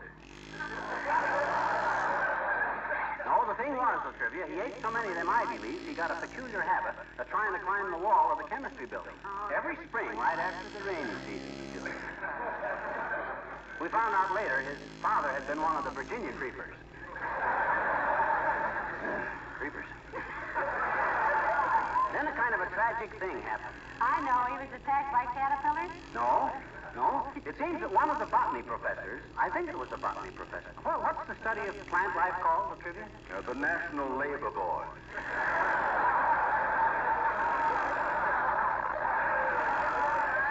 Oh, no, Mr. Mayor. What do you mean? Never mind. Anyway, they discovered there was no nourishment in ivy leaves, and when this kid heard that, he fell right off the wall onto his history notebook. It weakened him so much, they had to feed him Figaro and tie him to a trellis to hold him up for the graduation exercises. That's a very interesting story, McGee. Is that the one you sent to the Elks Club? Well, no, it isn't, Your Honor. I'll probably have to resign from the Elks, Lativia. I wouldn't be able to show up there from now on without getting a hot foot every time I sat down. What's a hot foot? Oh, that's where you stick a match in the sole of a guy's shoe without him knowing it and light it. It's a stupid practical joke, Mrs. McGee, dedicated to the proposition that all men should be cremated equal. But about your entry in the contest, McGee, I certainly hope you Heavenly days, look what time it is. Time for the broadcast. Turn the radio on, McGee. Oh, okay. Not that I want to hear it, except out of morbid curiosity. McGee, I'm curious to know just exactly what you wrote. Mr. Mayor, quiet. Listen. And now for the announcement of the first prize winner in the Wistful Vista Elks Club annual Tall Story Contest. The winner, who will receive a check for $100, is Mr. Fibber McGee of 79 Wistful Vista. Why, how on earth could he do it? Mr. McGee's prize-winning entry consisted simply of this brief note, and I quote, Tall Story Committee, gentlemen, I'm sorry, but I just don't seem to be able to sit down and deliberately tell a falsehood.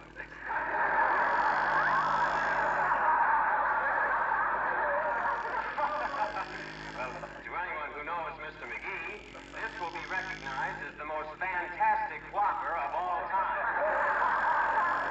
Congratulations, Mr. McGee, and now we return you to the... Well, I'll be a Happy New Year.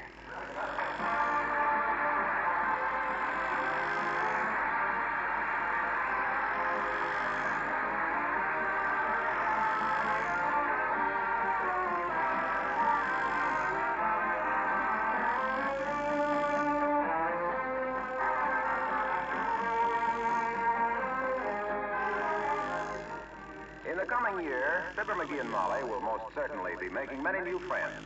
Friends who perhaps will be using Johnson's glow coat on their floors and linoleum for the first time.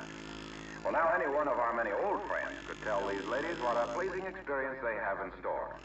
With self-polishing glow coat, you can give your floors and linoleum the gleaming luster of a wax finish with practically no work at all. Glow coat needs no rubbing or buffing.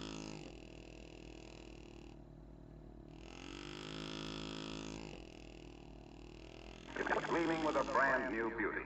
It's amazing the difference it makes. And of course, because Glow Coat protects the surface from wear, new linoleum stays like new, both in bright appearance and in the way it wears. Yes, our new friends have a pleasant surprise coming when they first use Johnson's self-polishing Glow Coat in the coming new year.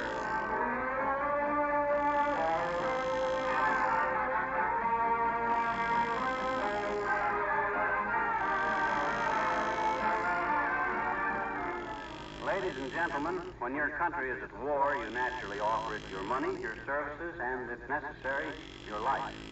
But when the war is over, it's every person's privilege, yes, even duty, to think of himself again, his work, and his future. The United States Merchant Marine, which made such a wonderful record of work done and heroic missions accomplished, offers a wonderful opportunity. It wants and needs you experienced officers and men who have been to sea, men with certificates.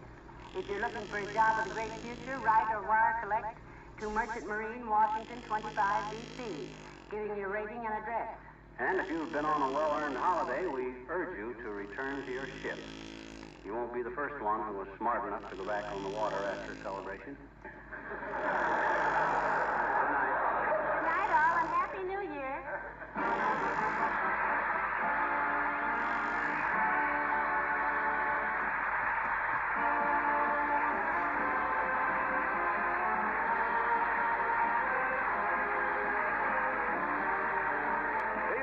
Next Tuesday night. This is Harlow Wilcox speaking for the Johnson Wax people in Racine, Wisconsin and Brantford, Ontario, who join all of us in wishing you a very happy New Year. Good night. This is NBC.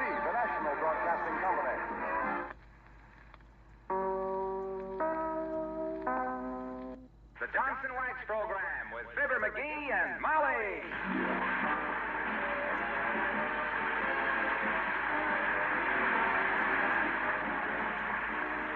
The makers of Johnson's Wax products for home and industry present Fibber McGee and Molly, written by Don Quinn and Phil Leslie, with music by the Kingsmen and Billy Mills Orchestra.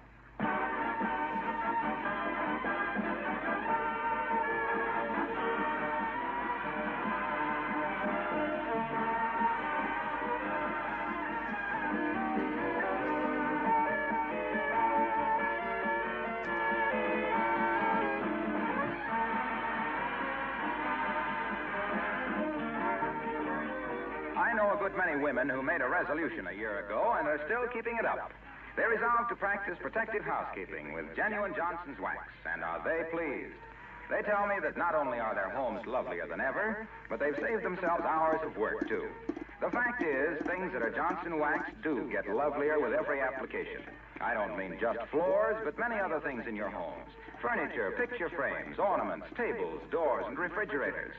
All of these things have a lovely, lustrous, satin-smooth polish that adds immensely to the beauty of your home when they're protected with Johnson's Wax. You save yourself work, of course, because dirt and dust don't cling to a smooth wax surface so readily. Just a light dusting with a cloth restores their lovely luster in a jiffy. The year's only a week old. How about it? Let's resolve to have a lovelier, cleaner, healthier home in 1946 with Johnson's Wax.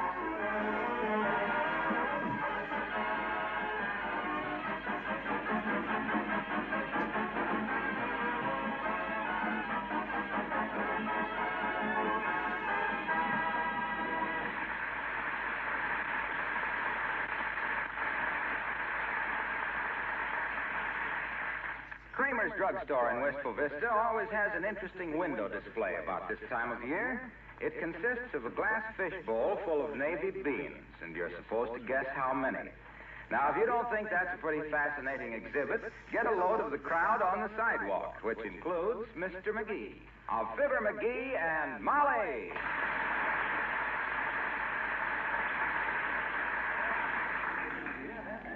Somebody could win first prize by betting the same number of beans that won last year. It couldn't be far off. They say Kramer puts a big rock in the middle of the bowl and piles the beans around it. Who won the contest last year? Kramer's mother-in-law. My gosh, there ought to be some way to figure this thing out scientific. Yeah, well, why don't you do it, McGee? Oh, you think I can't, wise guy? Okay, by George, I'll show you. One side there, fellas. I got business.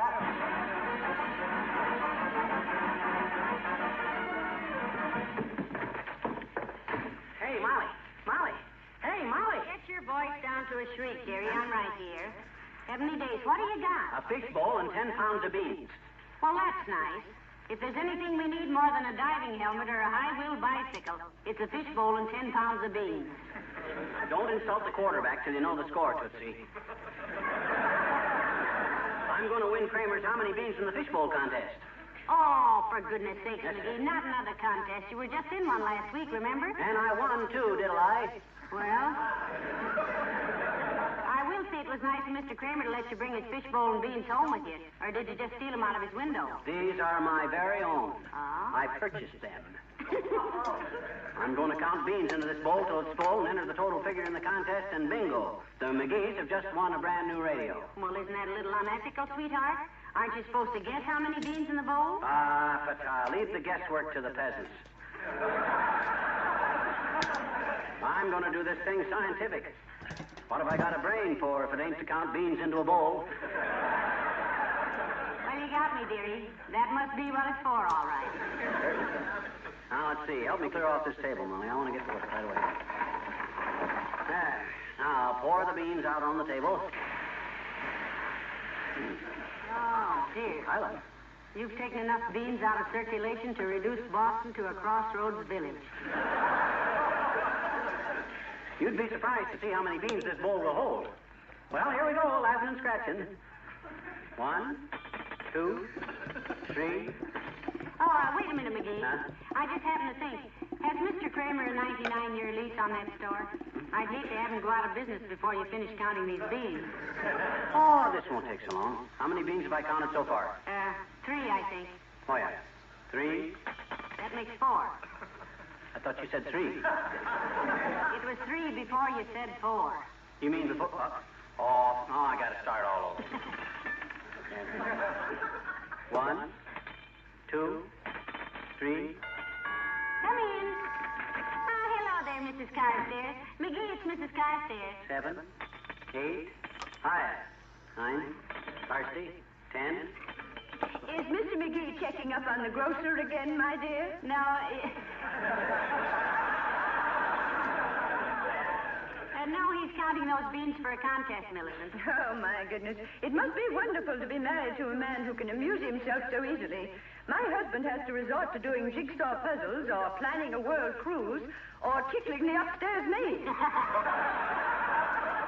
23, 24, 25. Say, maybe we better go in the other room and leave himself here with his beans, Millicent. I must be running along anyway, my dear.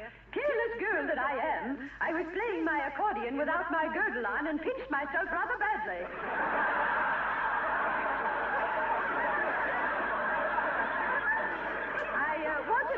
I wanted Dr. Gamble's office number in the medical building. Do you know it? Oh, of course, dear. It's 816. Or is it 618? McGee, what is Dr. Gamble's office number in the medical building? 618. Thank you, Mr. McGee. Don't mention it, kiddo. 618, 619. Well, good day, my dear. Goodbye, Millicent. 620, 621. Pardon me, dearie, but aren't you a little ahead of yourself? Huh? There aren't more than 35 beans in that bowl. 622. Why, there must be. I've been counting without missing a beat. 623, 620. Oh, my gosh, you're right. What? Now, how do you suppose I did that? Doggone it, now I gotta start all over. Oh, well, it might have been worse. I might have been up in the thousands sometime. 1, 2...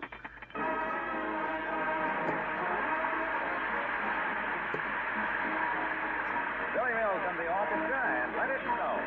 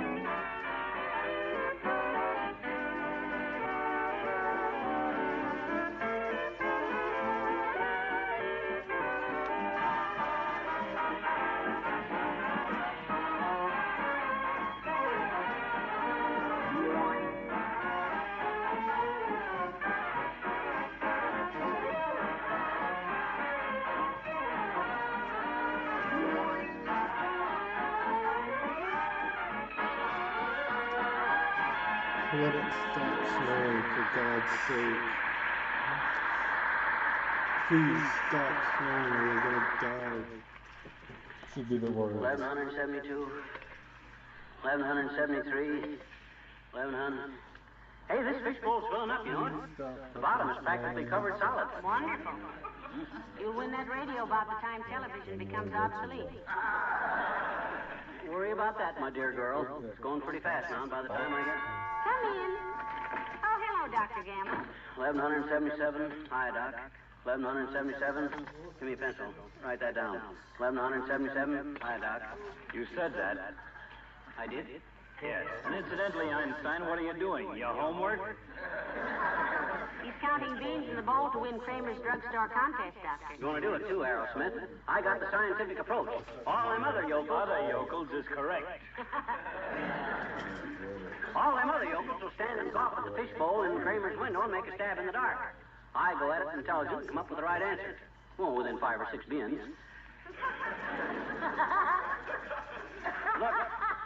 Look, Bubblehead. I am no mathematician, but I do know that in computing numbers, one must take into consideration the factors of variability. What on earth is that? Are those? Break that down into one-syllable words, Bonebender. Remember, I'm just a barefoot boy with cheeks of tan whistling merrily down the road of life. I doubt if I could explain the mechanism of a hacksaw so you'd understand it, Dim Dome. But in counting these beans, you should ascertain if you're using the same size navy beans that Kramer used. Also the same size bowl with no false bottom and the identical thickness. Then you must allow for the refraction of light through the drugstore window, which would make his beans appear larger or smaller, plus a consideration of atmospheric conditions. Dampness, for instance, would make the beans swell, thus reducing the number. Have I succeeded in leaving you utterly confused? Are you by any chance entering this contest too, Fatso? Yes? Ah. I thought so. Sure. Well, you can't blame a man for trying to discourage his competition. But I've got to get along, kiddies. Say, are you through with this copy of Field and Stream, McGee? I missed mine this month. Oh, go ahead. Take it along, butcher boy. Anything that'll teach you how to hunt and fish will help your next appendix operation.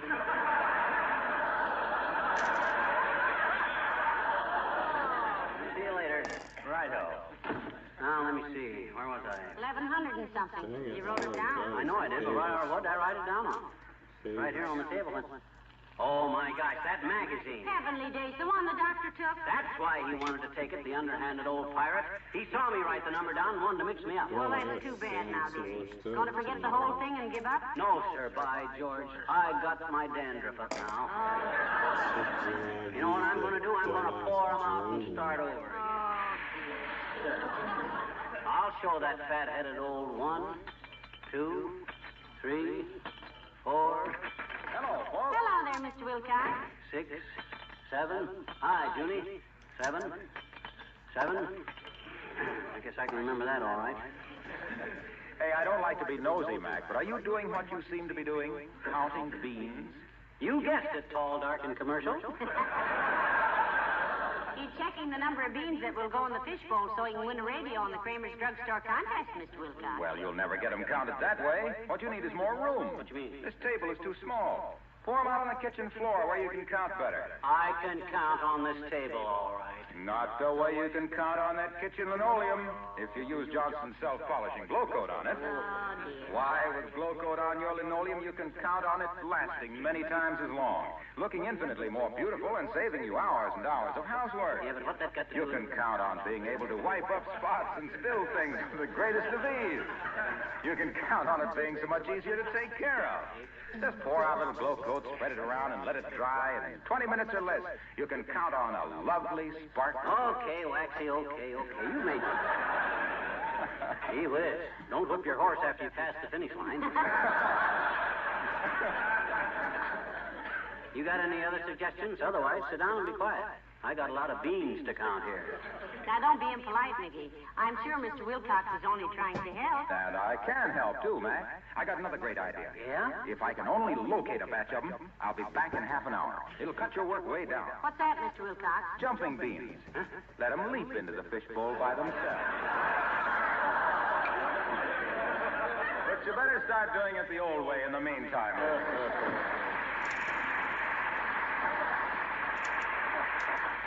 Jumping beans. If that wasn't the silk...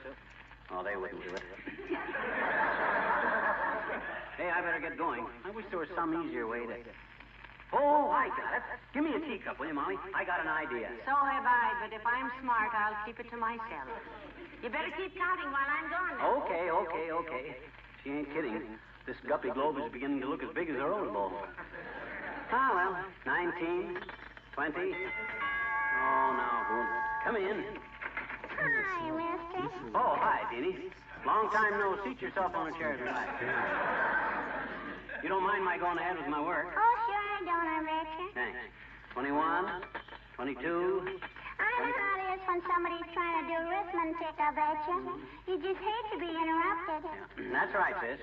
23, 24. I know I do anyway. Yeah, everybody does. 25, 26. Oh, do you know how many presents I got for Christmas, mister? Do you? I got 15. Gee, imagine, 15 presents. Well, good for you, sis. 15, 16, 17. Bully Troop's only got 12. 12, huh? 12, 13, 14. I got a dandy set of building blocks with the alphabet on them. 26 of them. That's fine. 26, 27. Hey, look, sis. Wait a minute while I write this down. I don't want to get thrown off my count. What was that again? Oh, yeah, 27. Now, look, sis, I'm doing some very important work. If I give you a quarter, will you scram out of here? No, I got a quarter. Well, what'll you take to beat it? A story. Oh. You tell dandy stories, mister. Will you tell me one, will you please, will you? Oh, okay. Now, let's see. Ever hear the one about Gus the Grub? No, I didn't, I bet you. Well, sir, once upon a time there was a little grub named Gus. You know what a grub is, sis? Oh, sure I do, I bet you. It's a little baby caterpillar. Caterpillar. That's what I said, mister. Caterpillar. You're saying caterpillar, sis. Well, what'd you say? I said caterpillar. That's what I said, caterpillar.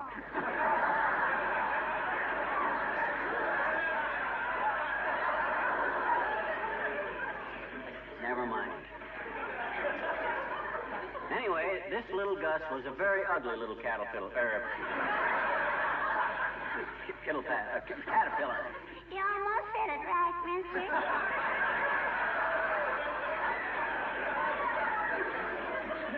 A very ugly little caterpillar.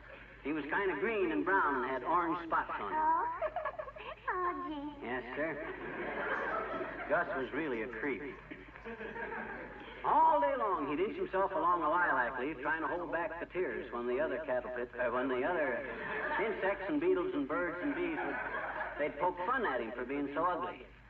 Ah, poor little Gus. Ah, poor little Gus. Yeah. Oh, now cheer up, sis. It's got a happy ending. Well, sir, one day Gus couldn't take it any longer. He crawls up onto a tree and he spins a little nest around himself and just gives up. Oh, gee, did he die? No. He thought he did, but he didn't. He just went to sleep. And one day in the spring, he felt the sun on his back, and he found his cocoon had broke open, and there he was, a beautiful butterfly. Oh, goody. Yes, sir. Gus was now a gorgeous creature. Flew around and heard the ladybugs whistling at him. And the potato bugs giving him the eye. And he lived happily ever after. And you know what the moral of the story is, sis? No. Never complain about the grub, because you can't tell what's cooking tomorrow.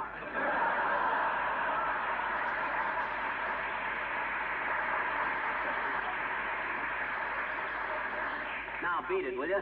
Sure I will, I bet you. And thank you for the story, mister.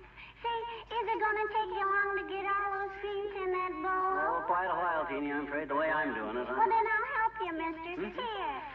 Here's 2 handfuls in the bowl. No, hey, don't do that. You're going to stop.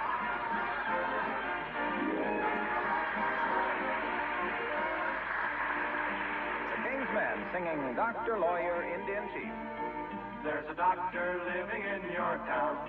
There's a lawyer and an Indian, too. Neither doctor, lawyer, or Indian chief could love you any more than I do. There's a barrel of fish in the ocean and a lot of little birds in the blue. Neither fish nor fowl, says the wise old owl, could love you any more than I do. No, it couldn't be true that anyone else could love you like I do. I'm gonna warn all the dead-eyed dicks that you're the chick with the slickest tricks, and every tick of my ticker ticks for you follow through. Tell the doctor to stick to his practice. Tell the lawyer man to settle his case. Tell the Indian chief to take his tomahawk and go back to Little Rain in the face. 'Cause you know, it couldn't be true that anyone else could love you like I do. And confidentially, I confess, I a note to the local press that I'll be changing my home address. For you'll follow through. Tell the doctor to stick to his patients. Tell the lawyer man to settle his case. Tell the engine chief to take his Tommy Hawk and go back to Little Rain in the face. 'Cause you know, it couldn't be true that anyone else could love you like I do. 'Cause nobody else could love you like I do. No, no, no, no.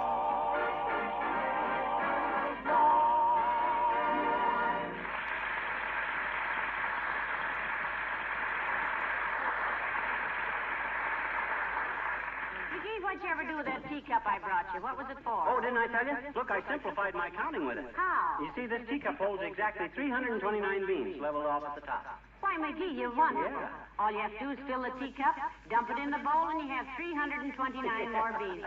Why, that's smart. Yeah, I was thinking about patenting it, but I guess there ain't anything basic about putting beans in a teacup. Look, I'll show you how it works. I got the teacup full of beans, you see? Yeah? I dump it in the fishbowl thus. Write down the new total, which is now 397. Then I refill the teacup like this. 1, 2, 3.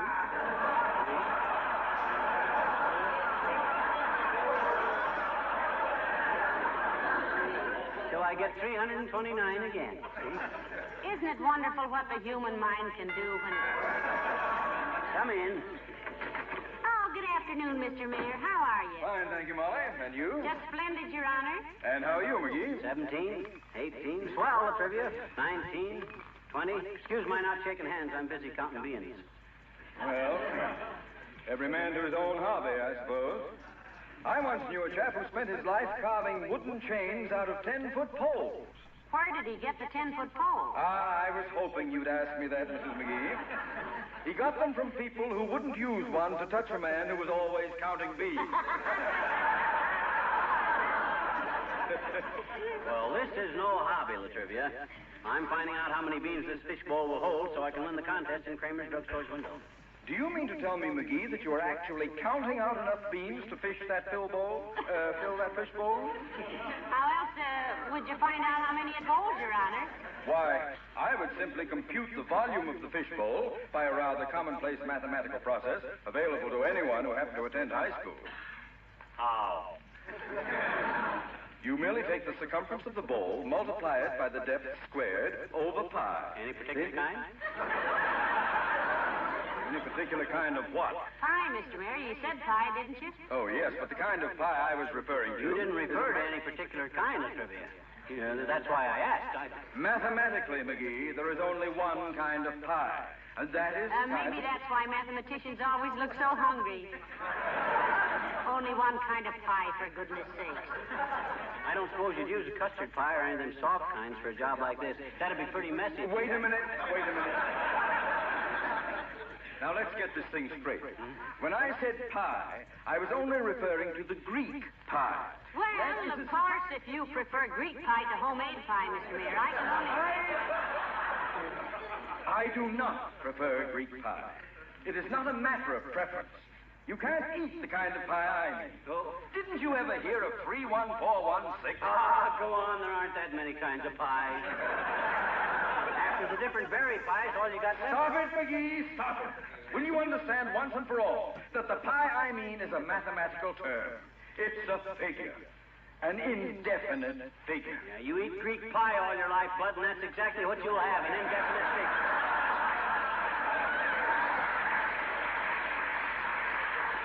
I knew a guy once that ate that... I have never encountered such stupidity in all my days. Ooh. Never to have heard of such a thing as pie. Such colossal, abysmal ignorance. Why, anybody who ever... Pie is simply... Some people... You... I...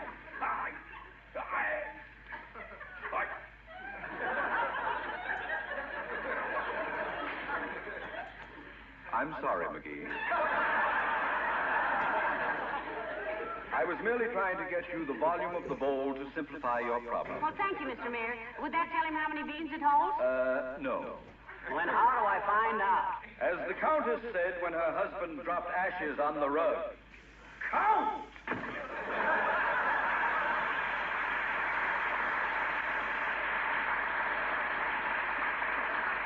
We must have said something that upset him, McGee. No, it's just indigestion with him, I think. And no wonder. Imagine owning 31416 kind of pies. Oh, well, I'm going to finish this job. 26, 27.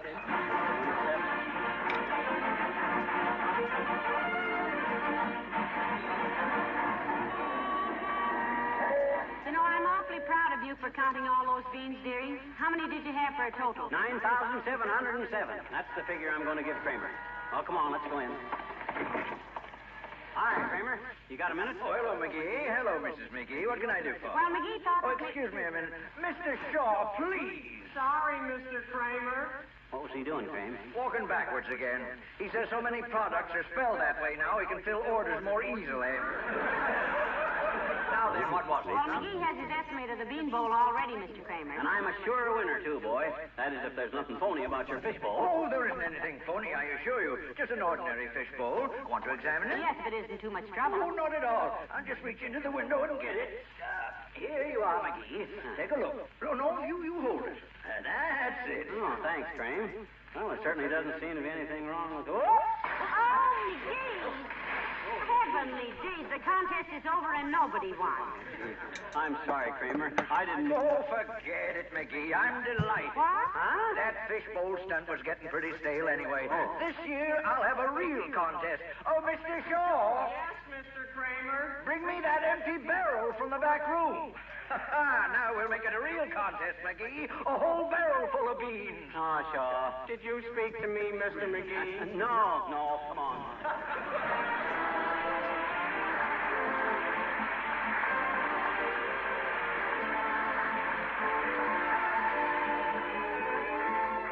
The wives of men in service have had to learn housekeeping the hard way, many of them. We've received letters from many Army and Navy wives telling us how they've improved shabby linoleum floors with Glow Coat.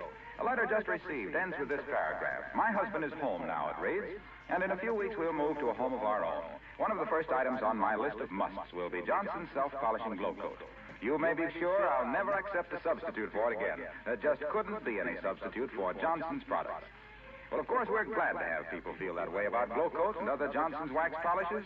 The fact remains that a very great many do. Glow Coat is a wonderful floor polish. It gives your linoleum and other floors great beauty, it gives them protection, and it saves you hours and hours of work because it's self-polishing. Needs no rubbing or buffing.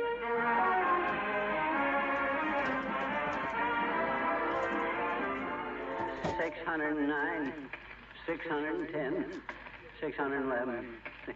Hey, Molly, what time is it? Just after midnight, dearie. Oh, that late? Well, I guess I better finish this in the morning. Help me out of this barrel, will you? Thanks.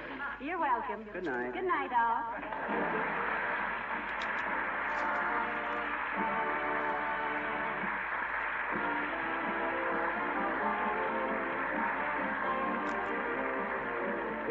A very important announcement. Next Tuesday night, we welcome back our old friend Bill Thompson. Bill rejoins us after almost 3 years in the Navy to bring us again his famous characters, Wallace Wimple and the Old Timer. And now this is Harlow Wilcox speaking for the makers of Johnson's Wax Products for Home and Industry, inviting you to be with us again next Tuesday night. Good night. This is NBC, the National Broadcasting Company.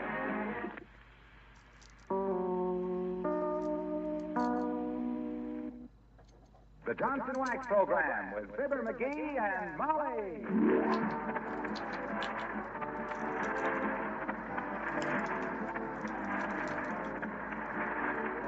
The makers of Johnson's Wax products for home and industry present Fibber McGee and Molly, aided and abetted by Gail Gordon, Arthur Q. Bryan, the Benederits, and yours truly, Harlow Wilcox.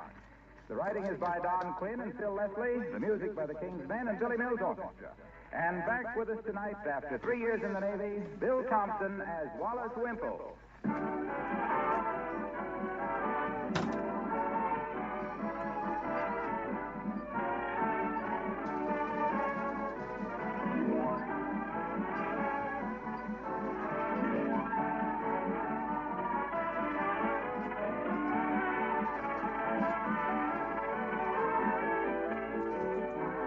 of you who use wax polish regularly know all about how your home grows lovelier with every application.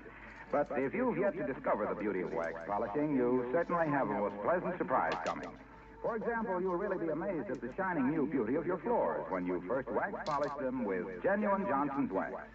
For the very first time, perhaps, you'll appreciate the real beauty of your dining room tabletop, because Johnson's wax brings out its beautiful natural grain and gives it a lovely mellow polish. Your chairs and sideboard and bookcase suddenly gleam with a lustrous, satiny, dry sheen. Ornaments, leather articles, picture frames are richer looking. And when Johnson wax polished, your lovely things are wax protected against wear, dirt, and spilled things. So for a lovelier home that's easier to keep lovely, get Johnson's wax. Paste, liquid, or cream.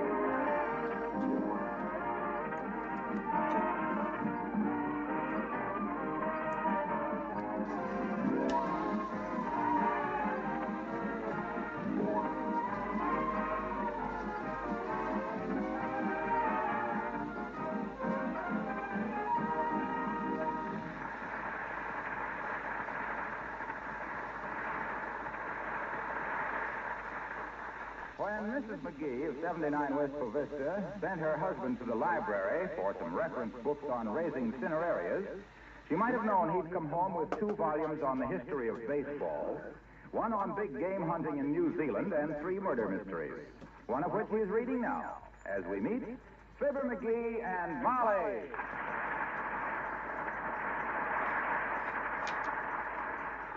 You mean you didn't get me that book on cinerarias, McGee? They didn't have one. The librarian and I spent 45 minutes looking through the list, and it didn't have a single book about cinerariums. Cinerarias? Yeah, that's what I said.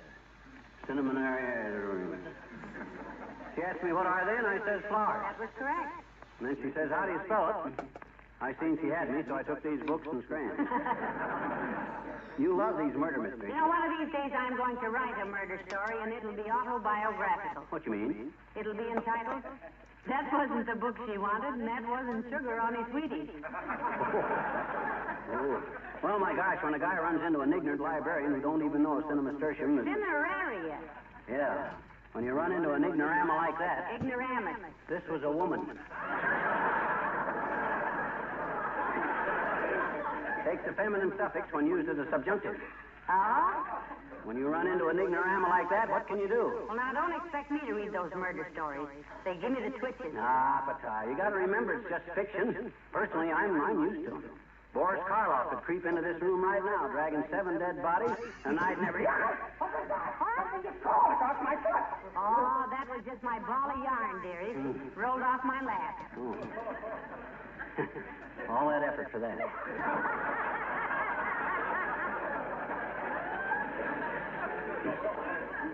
The reason I jumped was on account of this story. It's pretty gory. It's by far the best of the 3 I got. You mean you've read all 3 of those mysteries since you got home? Certainly, it's a cinch with my system. I just read the first 3 pages and the last 3 pages. That tells you who got killed and who done it. That's all you want to know in the first place. That stuff in between is a shameful waste of paper, then, isn't it? Oh, I don't know. I suppose some people read all that padding. They did in this one, anyway. There's a loose page right here in the middle. That what? It ain't a loose page. It's a map. Somebody left a map in here. A map of what? I don't know. It looks like it might be a... Oh, my gosh. Molly. It's a treasure map. Look at it. Tear it up, dearie. Tear it up. With taxes the way they are, we can't afford to find any treasure. No kidding. This is real. You see here? It says due north from Old Mineral Well, 200 paces. Strike line from Loose Rock and Stone Wall to foot of Old Oak.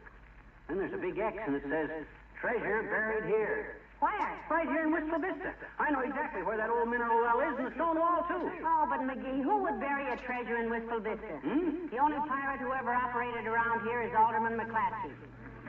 Well, there was plenty of stagecoach holdups around here in the old days, kiddo, and plenty of bank robberies, too. Oh, boy. Imagine me walking into the Elks tomorrow and paying my dues with a handful of uncut emeralds. Huh? Just the same, dearie, I don't think... Oh, not a word about this map, baby. This may mean life or death if the word gets out. Compared to me, sweetheart, an oyster is positively gabby. I can close up like a General Motors sales room.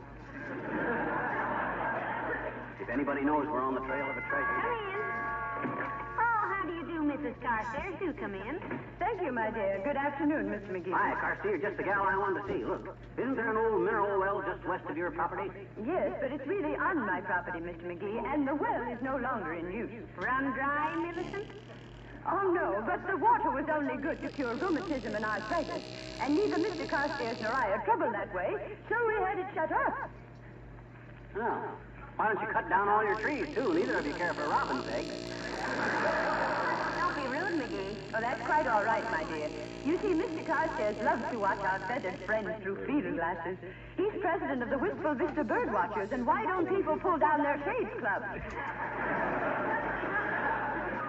Interesting hobby. My husband has a very powerful pair of binoculars. Last week he saw a purple-breasted chimney lark, a fan-tailed barn jay, and 2 new nurses at the lying-in hospital. We've just been talking about some of the local landmarks, Mrs. Carstairs, like your mineral well and the old stone wall and those big oak trees. Oh, yes. Mr. Carstairs inherited the estate from his great-grandfather, Long John Carstairs, who was a pirate with Captain Kidd. Hot diggity, a pirate, eh? Did he bring home any Spanish gold and stuff, Carsey, huh? Well, so far as we've been able to ascertain, Mr. McGee, the only things he brought home were a severe case of malaria and a parrot whose language is most disturbing. Swears, does he, Millicent? Terribly, my dear. Although we have tried to re-educate him with some success. He now says 15 men on a dead man's chest, yo-ho-ho, and a bottle of Pepsi-Cola. Dear, they say parrots do live to be hundreds of years old, Carsey. Yes, I'm inclined to think so myself, Mr. McGee. This parrot is always saying things in Italian, like, if I may make a suggestion, Chris, why don't you call it America?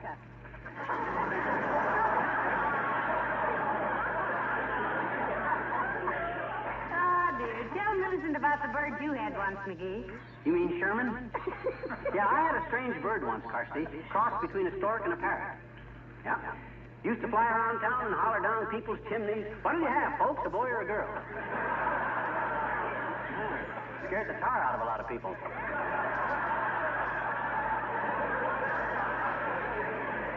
You gotta go, Carsey? Yes, I simply must be going. It's been such a cozy little chat. Good day.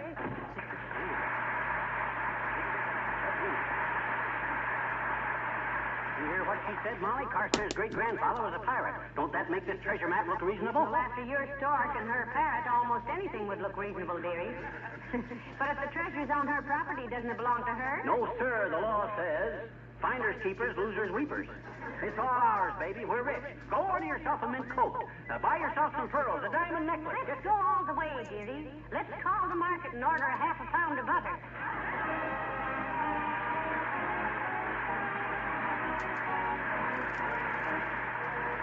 Billy Mills and the orchestra and the bells of St. Mary's.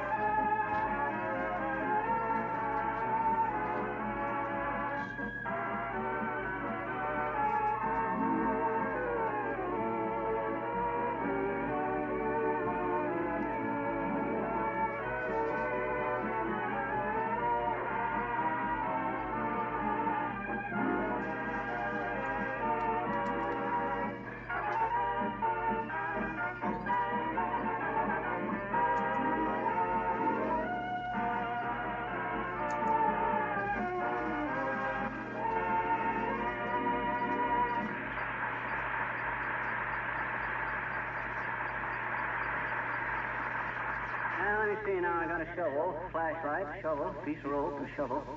What else do I need to dig up a buried treasure? Buried treasure, for one thing. Don't you worry about that, Tootsie. The treasure will be there, all right. Hey, I know what else I need. A pick. A what? A pick. Tooth, ice, or mandolin? A plain, big, old Irish pick that you dig holes with. Maybe I should ought to take a black scarf, too, in case I have to put on a mask. Why should you wear a mask? I don't know, but digging up a buried treasure at midnight seems to call for a black mask. Why do you have to wait till midnight? Oh, my gosh, you want the whole town in on this thing? If anybody sees us digging on Carstairs' property, they'll... Come in. Oh, hello there, Dr. Gamble. Do come right in. Good evening, my dear. And how are you, Rover boy? In the pink, Arrowsmith. I managed to stay in perfect health simply by ignoring all your advice. He's just talking, Doctor.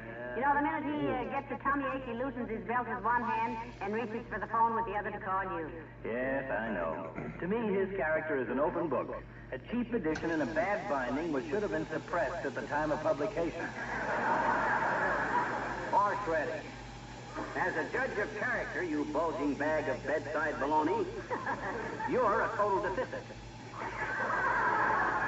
For instance, can you look at me and deny that I will be a wealthy man in a very short time? Now, careful, McGee, you might... My dear boy, if you'll forgive my using the phrase, as you are neither mine, nor dear, nor a boy, I can take one look at you and say without fear of contradiction that you will be a wealthy man about the same time that I become the premier downstairs of the Monte Carlo Ballet. Okay, Fatso, take a look at that. It's a map of buried treasure, Doctor. Right here in Wistful Vista. McGee's going to dig it up tonight. And if you open your big fat puss about this to a single soul, Capsule Happy, I'll personally knock you so flat you can go home in a mailing tube. I ignore your empty threats of violence, wind tunnel, knowing that you couldn't punch your way through a damp cracker. And as for digging up a buried treasure, if you find enough Spanish doubloons to buy yourself a plate of tamales, I'll throw myself under the wheels of a passing roller skate. However, good luck with it, tumbleweed.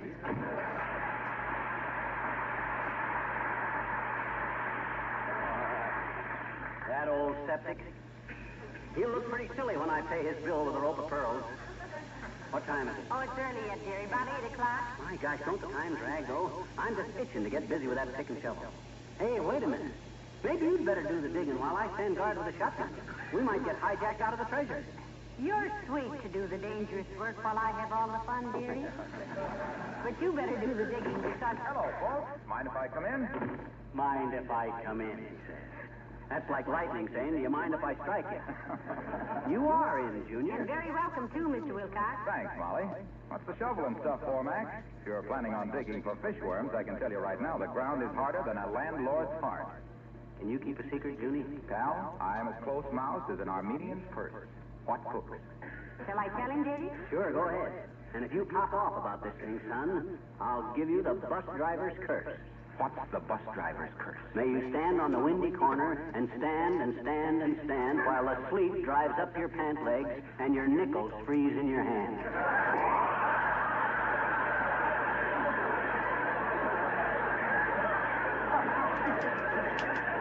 That's a fairly vicious thought, sweetheart. Just take a look at this map, Mr. Wilcox. It's a treasure map, and himself here is going to dig it up tonight. You want to go along, Junior? Glad to buy a couple of hours of your time, if you don't mind being paid off in diamonds and rubies. No, thanks, Max. As a matter of fact, I'm going on a little treasure hunt tonight myself. What? You are? Yep. Don't say anything about this, but do you remember when the Limited was held up just outside of town 5 years ago? Yeah. My gosh, yeah. Well, look, we think we know where the robbers hid the loot. And among it is 100 containers of Johnson's self-polishing glow coat. Heaven's sakes, why should anybody steal that? You can buy it almost any place. Yes, but with the war just starting, these bandits thought glow coat would become hard to get, you see? And housewives would pay almost any price for it. Now, look, Waxy, that's a pretty far-fetched... And it might have happened, too. Imagine how desperate women might have gotten, seeing their kitchen linoleum getting worn and faded, making their housework mere drudgery, and their homes look shabby and uncared. Yeah, but what that got to do... They didn't realize they'd still be able to get their Johnston self-polishing glow coat and keep their kitchen sparkling and fresh as always. Yeah, but what that... Making housework... Because a glow-coated linoleum is so easy to keep clean, lasts so much longer, and gives that proof of immaculate housekeeping. Yeah. Say, are you sure this treasure map is authentic? Well, McGee thinks it is, Mr. Wilcox. He thinks it's an old pirate map. Well, if you've got time, I could show it to my cousin, Big Peg-Leg Wilcox. He used to be a pirate. Gee, really, Junior? On the Spanish Main? No, in Pittsburgh. He played third base. Let me know if you want him to check it for you. So long now.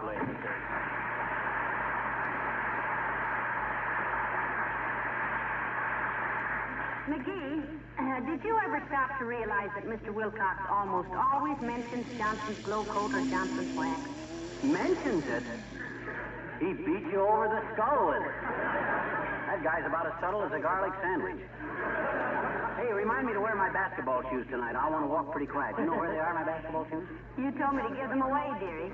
You said the shoemaker had resoled them with truck rubber, and you kept walking through puddles and splashing people. Oh, yeah, that's right. Well, I'll wear my bowling shoes. They got rubber soles. Come in.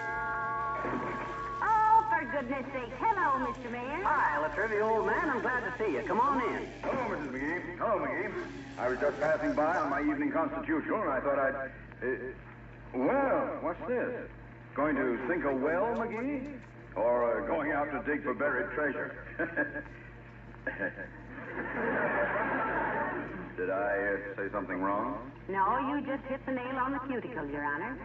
You guessed it, so I might as well tell you, Latriv. We are going to dig up some buried treasure. No. Yes. Indeed. Here's the map, Mr. Mayor, see? Well, this is an interesting document. Ever done any treasure hunting before, McGee? Nope. I have. You have, Mrs. McGee? When, Molly? Every time you get through taking a nap on the Davenport. Huh? I've dug under the cushions and come up with as much as 64 cents. Well, give it to me. I had an interesting experience with that sort of thing once when I lived in New Orleans. I had a little catboat, and I used to sail through the bayou. Take her with you all the time, Latrivia? Take home. Your cat. I didn't have a cat. The idea of having a catboat, then. Passenger boats carry passengers, cattle boats carry cattle, don't catboats carry cats? Not necessarily, McGee. A catboat is merely a small sailboat. Well, just the same, it was a little selfish of you not to take her along with you, Mr. Mayor. Even as maybe just a mascot. I tell you, I didn't have any... All right. I had a cat.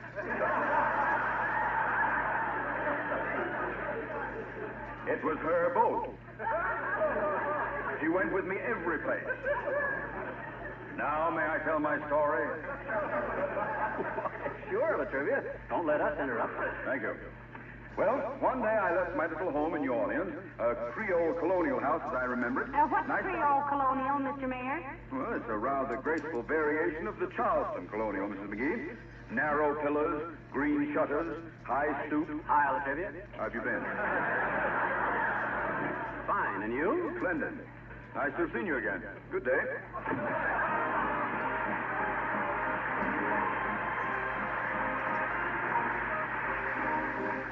And here are the King's Men singing Hubba Hubba Hubba.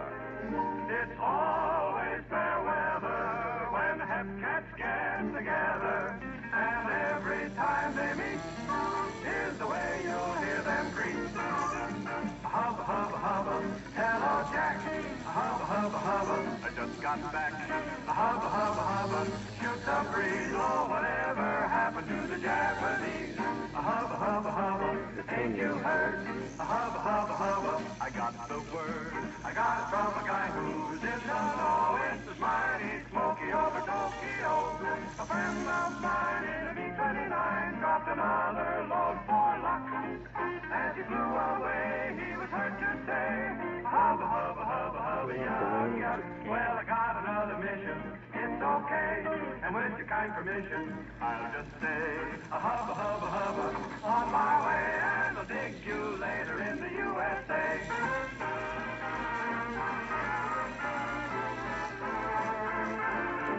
Hubba, hubba, hubba, just got in.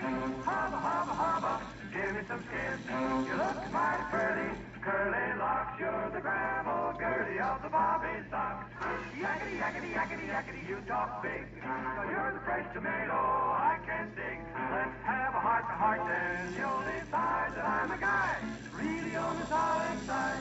Knock me flat, you're the kind of a cat makes me want to blow my top. When I feel this way, I can only say, hubba, hubba, hubba, mop, mop. Let's got together, you and I, you're really put together. That's no lie. If you want to date me, that's okay. Just dig me later in the USA.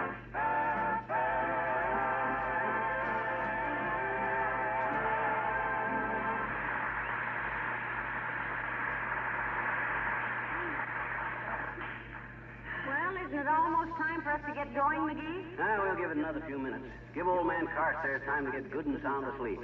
Say, are you sure this isn't stealing, dearie? Digging up a buried treasure on somebody else's property? Why, certainly it ain't stealing. Buried treasure don't belong to anybody till somebody finds it. And that's me. Now then, have we got everything? Shotgun, rope, shovel, pick, shovel, mask, shovel. Who could that be at this late hour? Search me. Come in. Well, for goodness sake. Wallace Wimple. Hello, folks. Well,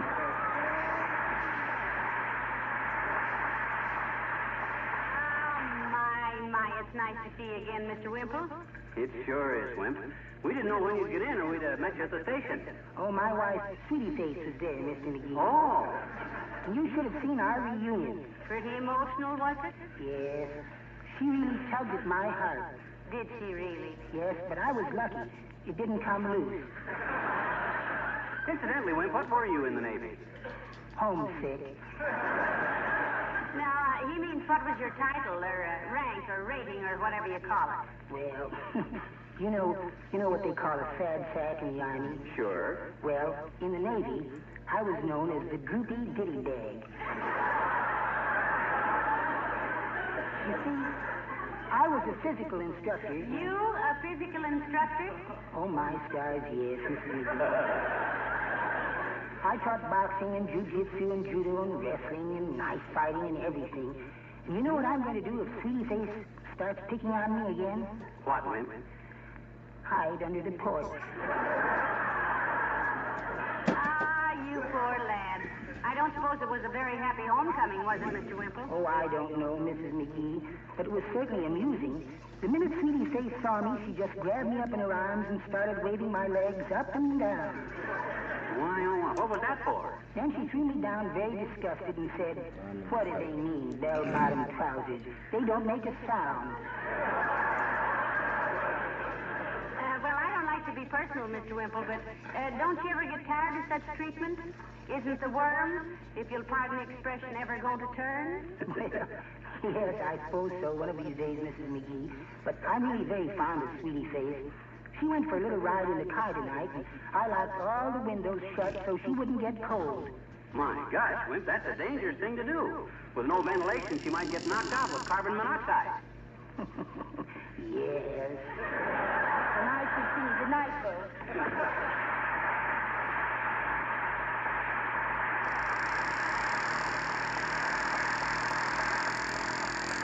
Ah, poor little Mr. Wimple. What a life he leads. I don't know how the Navy's going to get along without him, but I'll bet it wants to.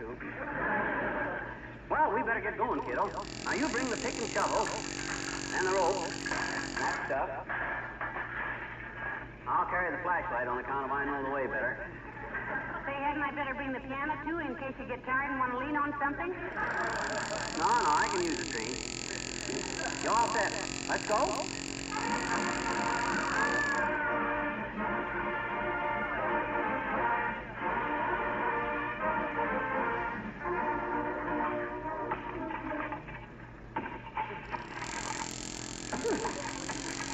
Making any progress, McGee? Not much. Wilcox was right. The terror is really firmer tonight. What I ought to do is build a fire and soften the ground up. Somebody see it, dear. And goodness knows I'm nervous enough about being on Carstairs' property like this. I'll calm her down with a handful of rubies as soon as I get this treasure dug up.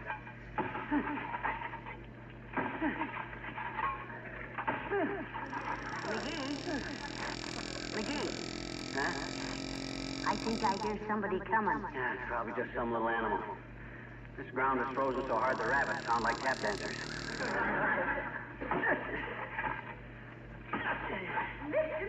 Mrs. McGee, may I ask what's going on here? Heavenly days, Millicent. My gosh, Carsey.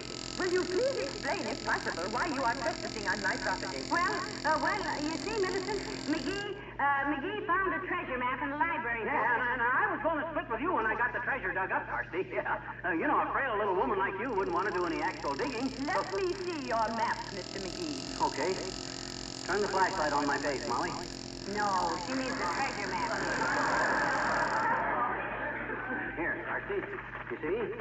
It says due north from Old Mineral Well. I know very well what it says, Mr. McGee. I made this map myself several months ago and mislaid it.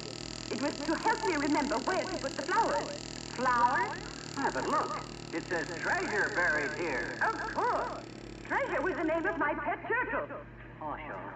He ate a firefly last October and died of heartburn.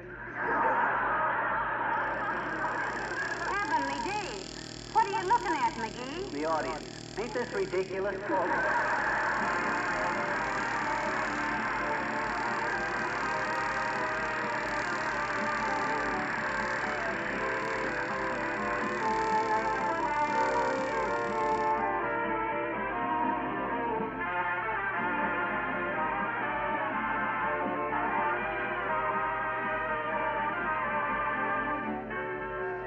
I have only one regret about Johnson's glow coat, said a woman to me the other day. I regret I didn't begin to use it sooner. It really annoys me to think what lovely-looking linoleum and other floors I could have had all these years with so little work.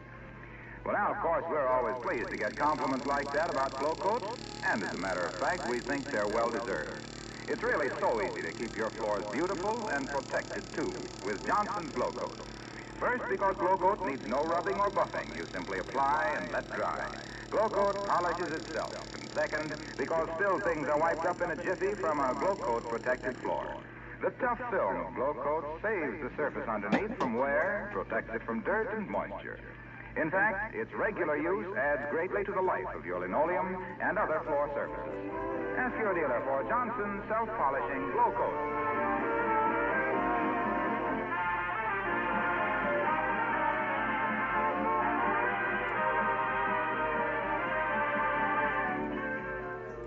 Hey, Molly, you know what? No, what? I just heard the old-timers getting out of the Navy next week. My goodness. How did an old man like him stay in the Navy this long? He was the old salt they couldn't shake. Oh. Good night. Good night, all.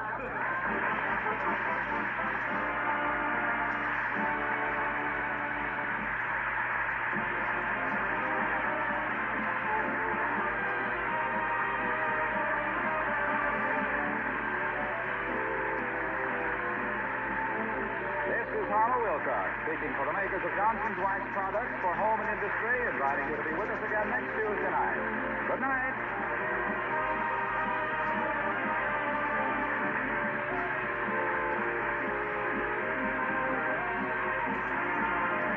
This is NBC, the National Broadcasting Company.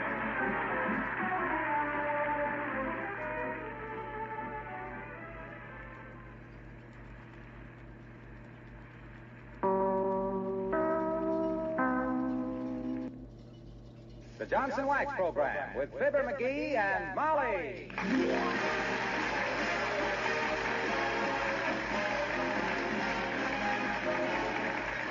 The makers of Johnson's Wax products for home and industry present Fibber McGee and Molly, aided and abetted by Bill Thompson, Gail Gordon, Arthur Q. Bryan, Dee Benaderet, and yours truly, Harlow Wilcox.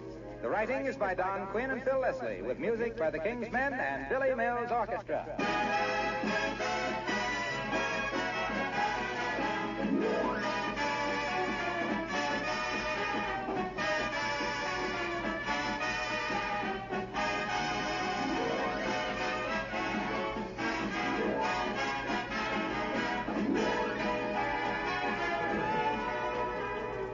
I know for a fact that literally millions of women all over the country use Johnson's Glow Coat to give their linoleum floors that shining, well-groomed look. But seeing how easy it is to have lovely floors the Glow Coat way, what beats me is why every woman doesn't take advantage of this easy-to-use wax floor polish. There's no rubbing or buffing with Glow Coat. You simply apply, spread it around, and let it dry. Come back in 20 minutes to find your floors beautifully wax polished and fairly gleaming, never streaked or uneven. And that tough, shining coat of self-polishing glow coat adds greatly to the life of your linoleum. It keeps its colors and patterns bright and new-looking far longer. Linoleum manufacturers themselves and leading housekeeping authorities recommend Glow Coat for all your linoleum surfaces, as well as for composition, rubber, tile, or finished wood floors. Why don't you find out what lovely floors you can have in a jiffy with Johnson's self-polishing Glow Coat?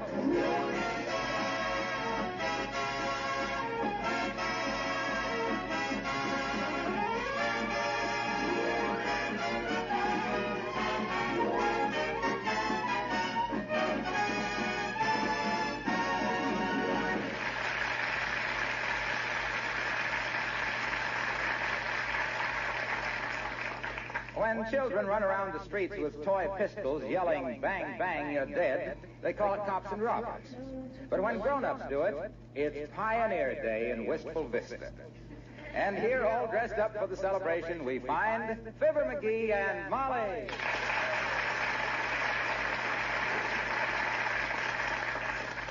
Do I look as silly as I feel in this calico dress and sunbonnet, McGee? Matter of fact, kiddo, you look real pretty. Regular prairie flower. Hey, where's my sheriff's badge? I gotta have my sheriff. Oh, here it is. I hope those horse pistols aren't really loaded, McGee. You're nice to have hanging around, but I'd rather you did it with your feet on the ground. No, I just got blank cartridges in them.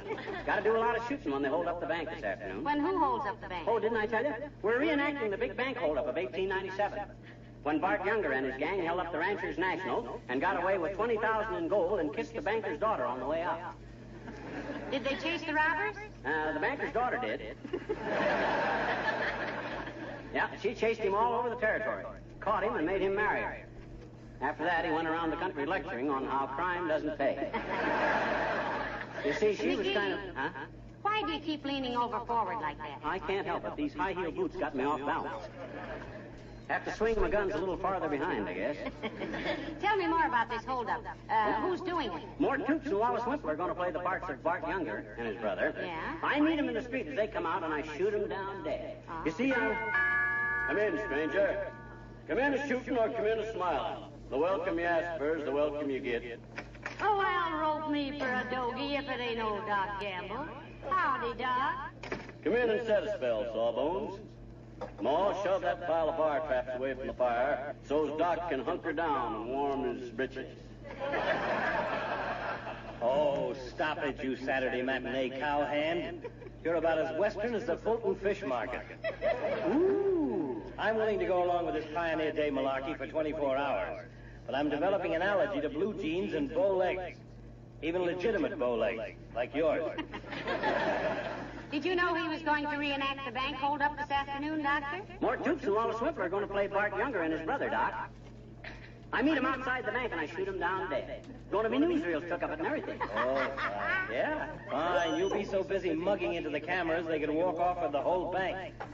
You probably even fancied yourself getting a movie contract out of this. Well, now that sure would be nice, wouldn't it, Paul? Might stick a big wad of chewing tobacco in your face and tell him you're Billy the Cub. All I can say is you better have plenty 45 caliber cork plugs ready today, Sawbones. When Sheriff McGee starts throwing lead, every Boy Scout compass in town is going to be pointing straight at the cemetery.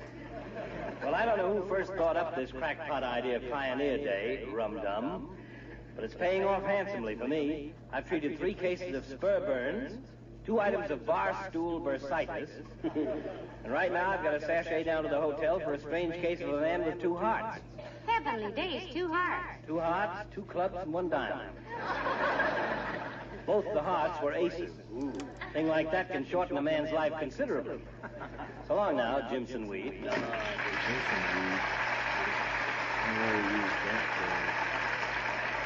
Afraid old Doc hasn't got any romance in his system. He thinks this Pioneer Day celebration is kind of childish. Well, I'm inclined to agree with him, dearie. I know I'll be glad to get out of this long calico skirt. Why? Every time I look down and can't find my feet, I get panicky.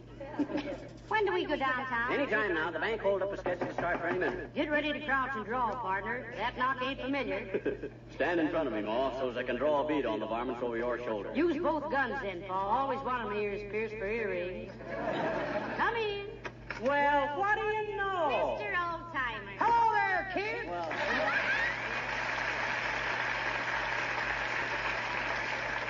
Well, I'm glad to see you again, old-timer. I hear you've been in the Navy all this time. In the CBs, Johnny. That's the men's department of the Navy. Well, you're just in time to celebrate Pioneer Day in Wistful Vista, Mr. Oldtimer. Pioneer Day, eh? Wondered why everybody was wearing them high-heel boots and sombreros. Reminds me when I first come to this town 50 years ago. Come out with the Lewis and Clark expedition. Horse feathers. The Lewis and Clark expedition was in 1803.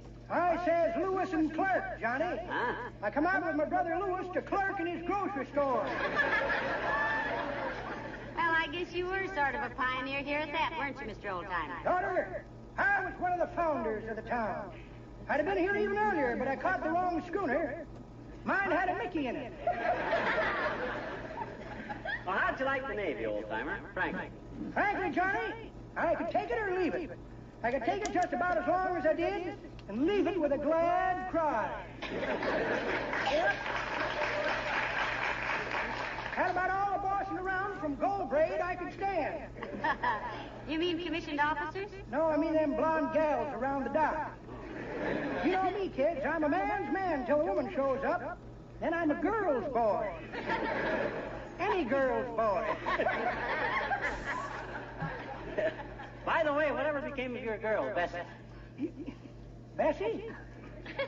Bessie. Was she the one with the big bay window that she used to wave to the fellers out of? Or was Bessie the little one that always carried the bunch of flowers so she could thumb her nosegay at you when you... Oh, shucks, kids, I don't remember Bessie. Well, you always were getting engaged and unengaged to different ones, Mr. Oldtimer. You've broken more hearts than the man who cuts the celery at the Why Pay More cafeteria. That's pretty good, daughter, but that ain't the way I heard it. The way I heard it, one feller says, t'other feller says, if these strikes keep up, it's going to be a long time before you can get a new car, ain't it? Yes, says t'other feller, but it's a great thing for the shoe industry. The pedestrians live so much longer. See you later, kid.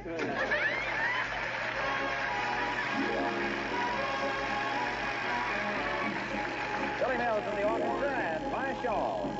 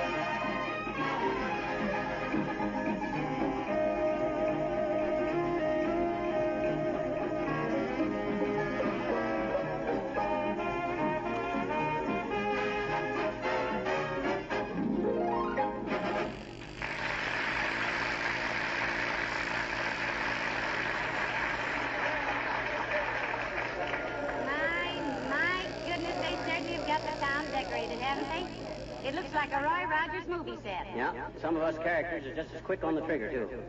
Oh, boy. Molly, get a load of old lady Carstairs in the Pioneer costume. Oh, boy. Ain't she a dish? Makes her look a little stout, doesn't it? Ooh. And if you make any remarks about a pig in a poke bonnet, Oh, no. I never thought of anything making... Well, hello there, Mrs. Carstairs. How do you do, Mrs. McGee and Mr. McGee? Never mind the Mr., ma'am. I ain't no dude. You're just the sheriff of this here town. Homesteading hereabouts area? Why, sure, Paul. The Carstairs was right early pioneers hereabouts, wasn't they, Miss Carstairs? Oh, yes. Grandpapa was a favorite with the Indians. He wore toupees, you know, which made scalping him a very simple operation. In the Cherokee Indian language, he was known as Old Cabin Keep Getting New Roof. Never cotton much to redskins myself, ma'am. Even now, a coat of sunburn makes me reach for my Remington. Paul, tell Miss Carstairs about the time you and Sis Carson met the Apaches at Sidewinder Gulch. I don't recollect any such story, Ma. It ain't a matter of memory, Paul. It's a matter of imagination. Oh, sure it is. Well, sir, ma'am, it was just about sundown in the foothills of the Superstition, in the heart of the Apache country. Me and Kit Carson was sitting around the water hole when all of a sudden, nothing happened. That made us suspicious. So we looked around, and there surrounding us on all sides was 200 Apaches. Good heavens, Mr. McGee, how interesting. What'd you do, Paul? Kill them all? Nope. Kit started talking sign language to them. Sign language? Yep. First Kit says, "There's a Ford in your future." And the Indian whipped right back with, "Standard stations have clean restrooms."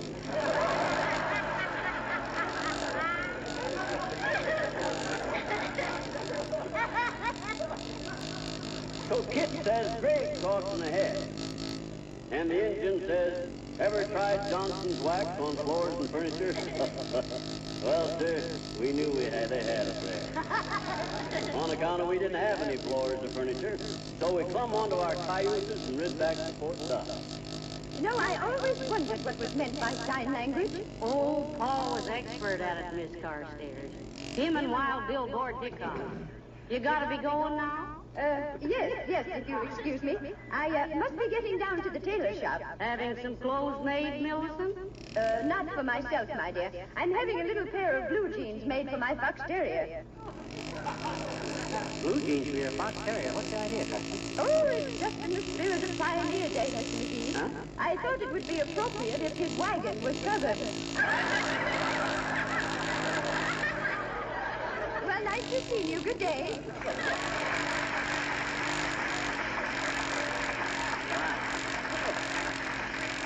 Oh, brother, if his wagon was covered. Did you ever hear a worse joke? No, but I bet we will in the next 3 minutes. Incidentally, just where are we going, McGee? Down to the Bonton department store. Now, that's across the street from the bank. You see, in the old days, the Bonton was the last chance saloon. Real rough joint. Now, when the bank holds up truck, I step out from the door and I start throwing lead right at it, see? Then the bank... Heavenly days, what's that? It's across the street there. Guy in the frock coat and checkered vest on the back of that buckboard. Oh, isn't that wonderful? He's probably selling Princess Mahula's marble snake oil for man and beans. Come on, let's go over there. All right, folks, step right up to the tailgate while I expound the wonders of this magic product. Absolutely and positively the greatest discovery of the modern age. Wilcox! What on earth is he selling as if I couldn't guess? Hurry, hurry, hurry, ladies and gentlemen. Step right up with your money in your hand. Each and every one of you will want a container of this marvelous labor-saving preparation. The scientific discovery that makes your life worth living and your home worth living in. Go ahead and ask the man, Grandma. Is it good for corn, son? I'm glad you asked me that, Mother. This amazing product is wonderful for corns, bunions, and housemaids' needs. It brings such relief from housework that such small ailments are completely forgotten in the joy of living. Get your container of Johnson's wax before we're sold out, folks. Try it on your floors, furniture, woodwork, harness and saddles, rifle, butts, and luggage. See how it protects, preserves, and saves you hours of housework. And now, while I pass among you with this marvelous invention, and remember only 9 containers to a customer today, Hambone will play a few musical gems on his old banjo. Hambone, if you please. Just a minute there, Slicker. Just a minute there. Hold on there. Ah, the sheriff. Get the horses ready, Hambone. What's the matter, Sheriff? Well, Paul wants to know happen you got yourself a peddling license for this here medicine show, stranger. License, ma'am? You hear correct, stranger. Failing you got a license, they got to take you to the calaboose. I represent the law hereabouts. We don't aim to have no fly-by-night drummers taking trade from the local merchants. We aim to build a little church in this here valley. Come now, son. Do I see your license or do you see our hoosegow? I'll see you later. Let's go, Hambone. Hit the trail.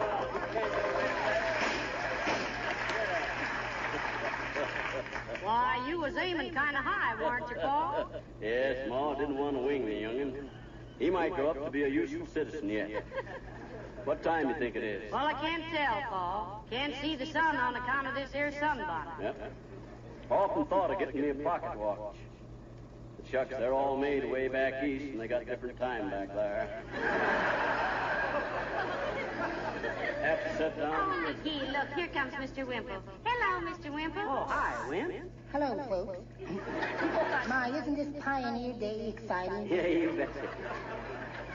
You all set to reenact the bank hold-up, Wimp? Oh, yes, indeed, Mr. McGee. Good. Mark Toops and I were going to dash up on our horses, but we're coming in his Buick instead because horses always make me sneeze. We're both going to wear bananas over our faces, you know. Bandanas, Mr. Wimple. No, bananas, Mrs. McGee. We throw the skins down to foil pursuit. Sweetie Face going to be watching the scene, Wimp? Well, I'm sure I don't know, Mr. McGee. She may be too tired from her dancing to come downtown. Dancing, Mr. Wimple? She taking a dancing lesson? Well, I suppose you might call it that, Mrs. McGee. One of the power lines fell down in that windstorm last night, and Sweetie Face tried to pick it up this morning. When I left, she was still hanging onto it and dancing around like everything. Why, my gosh, Wimp, she might be electrocuted that way. Yes. Ah, my. Is she still mistreating you, Mr. Wimple? Oh, we have our little moments, Mrs. McGee. She gets impulsive, and I lose my temper, I'm afraid. Last night, after one of our arguments, I went downtown and bought 5 pounds of raw meat. Well, good for you, Wimp. Did you eat it all? Oh, no. I put it on my eye, Mr. McGee. Well, goodbye now. I'll see you at the bank.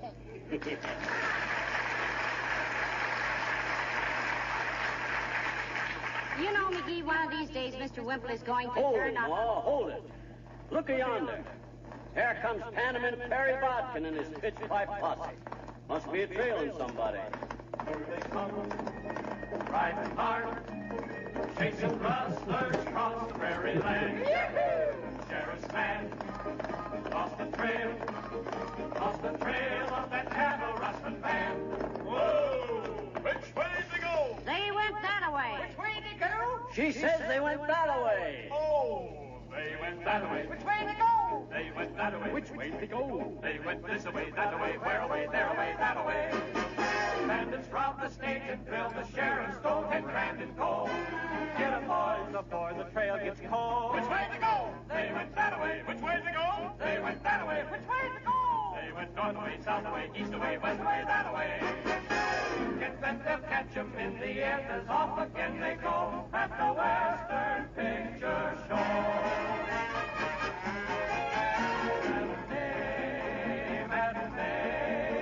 There's a cowboy feature on today.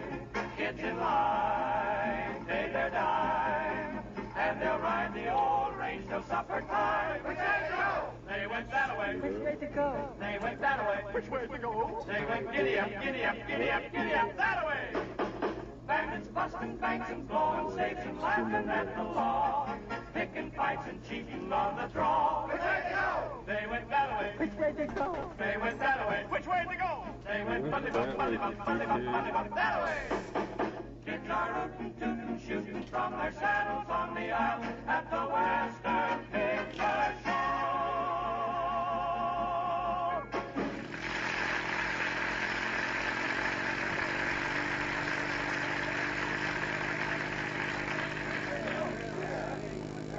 Well, it's just about time for the gunplay to start, isn't it, McGee? Yeah, and I hope those newsreel guys are on their toes, too. I told them to focus on my left profile. On account of because, well, howdy there, Mr. Mayor.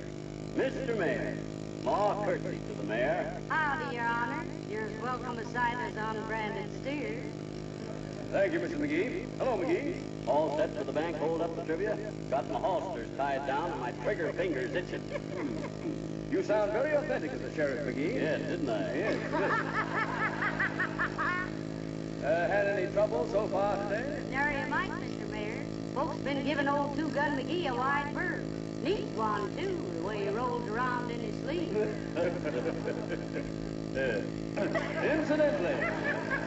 Incidentally, McGee, how did you get appointed sheriff for today, anyway? How do you mean? What do you mean, how do I get appointed? I thought up this whole bank robbery stunt, didn't I? Who should ought to have observed it better than me? Okay. I was merely asking, McGee. Oh. I guess you were the one who remembered that the James boys once held up this bank. Oh, no, not the James boys, Mr. Mayor. Bart Younger it was. Yeah. Bart Younger and his brother, Mutt. Much was the older Younger. How was that again, McGee? I says Bart Younger was the younger. Much was older. Much older? Yeah, much. You say that the older younger was much younger? Yeah. Well, if the older younger was much younger, how could the younger have been much? I mean, older. I mean, if the older... Well, you see, it's like this, Your Honor. Bart the younger was quite respectable at first. He was even an elder in the church. Yeah. Just the younger was an elder. The elder... Oh, wait. Wait a minute, please. Now, let me get this straight. Oh, of course. What don't you understand, Mr. Mayor? Any of it. You say there were two youngers, Bart and Much. Exactly. Much was the older Younger.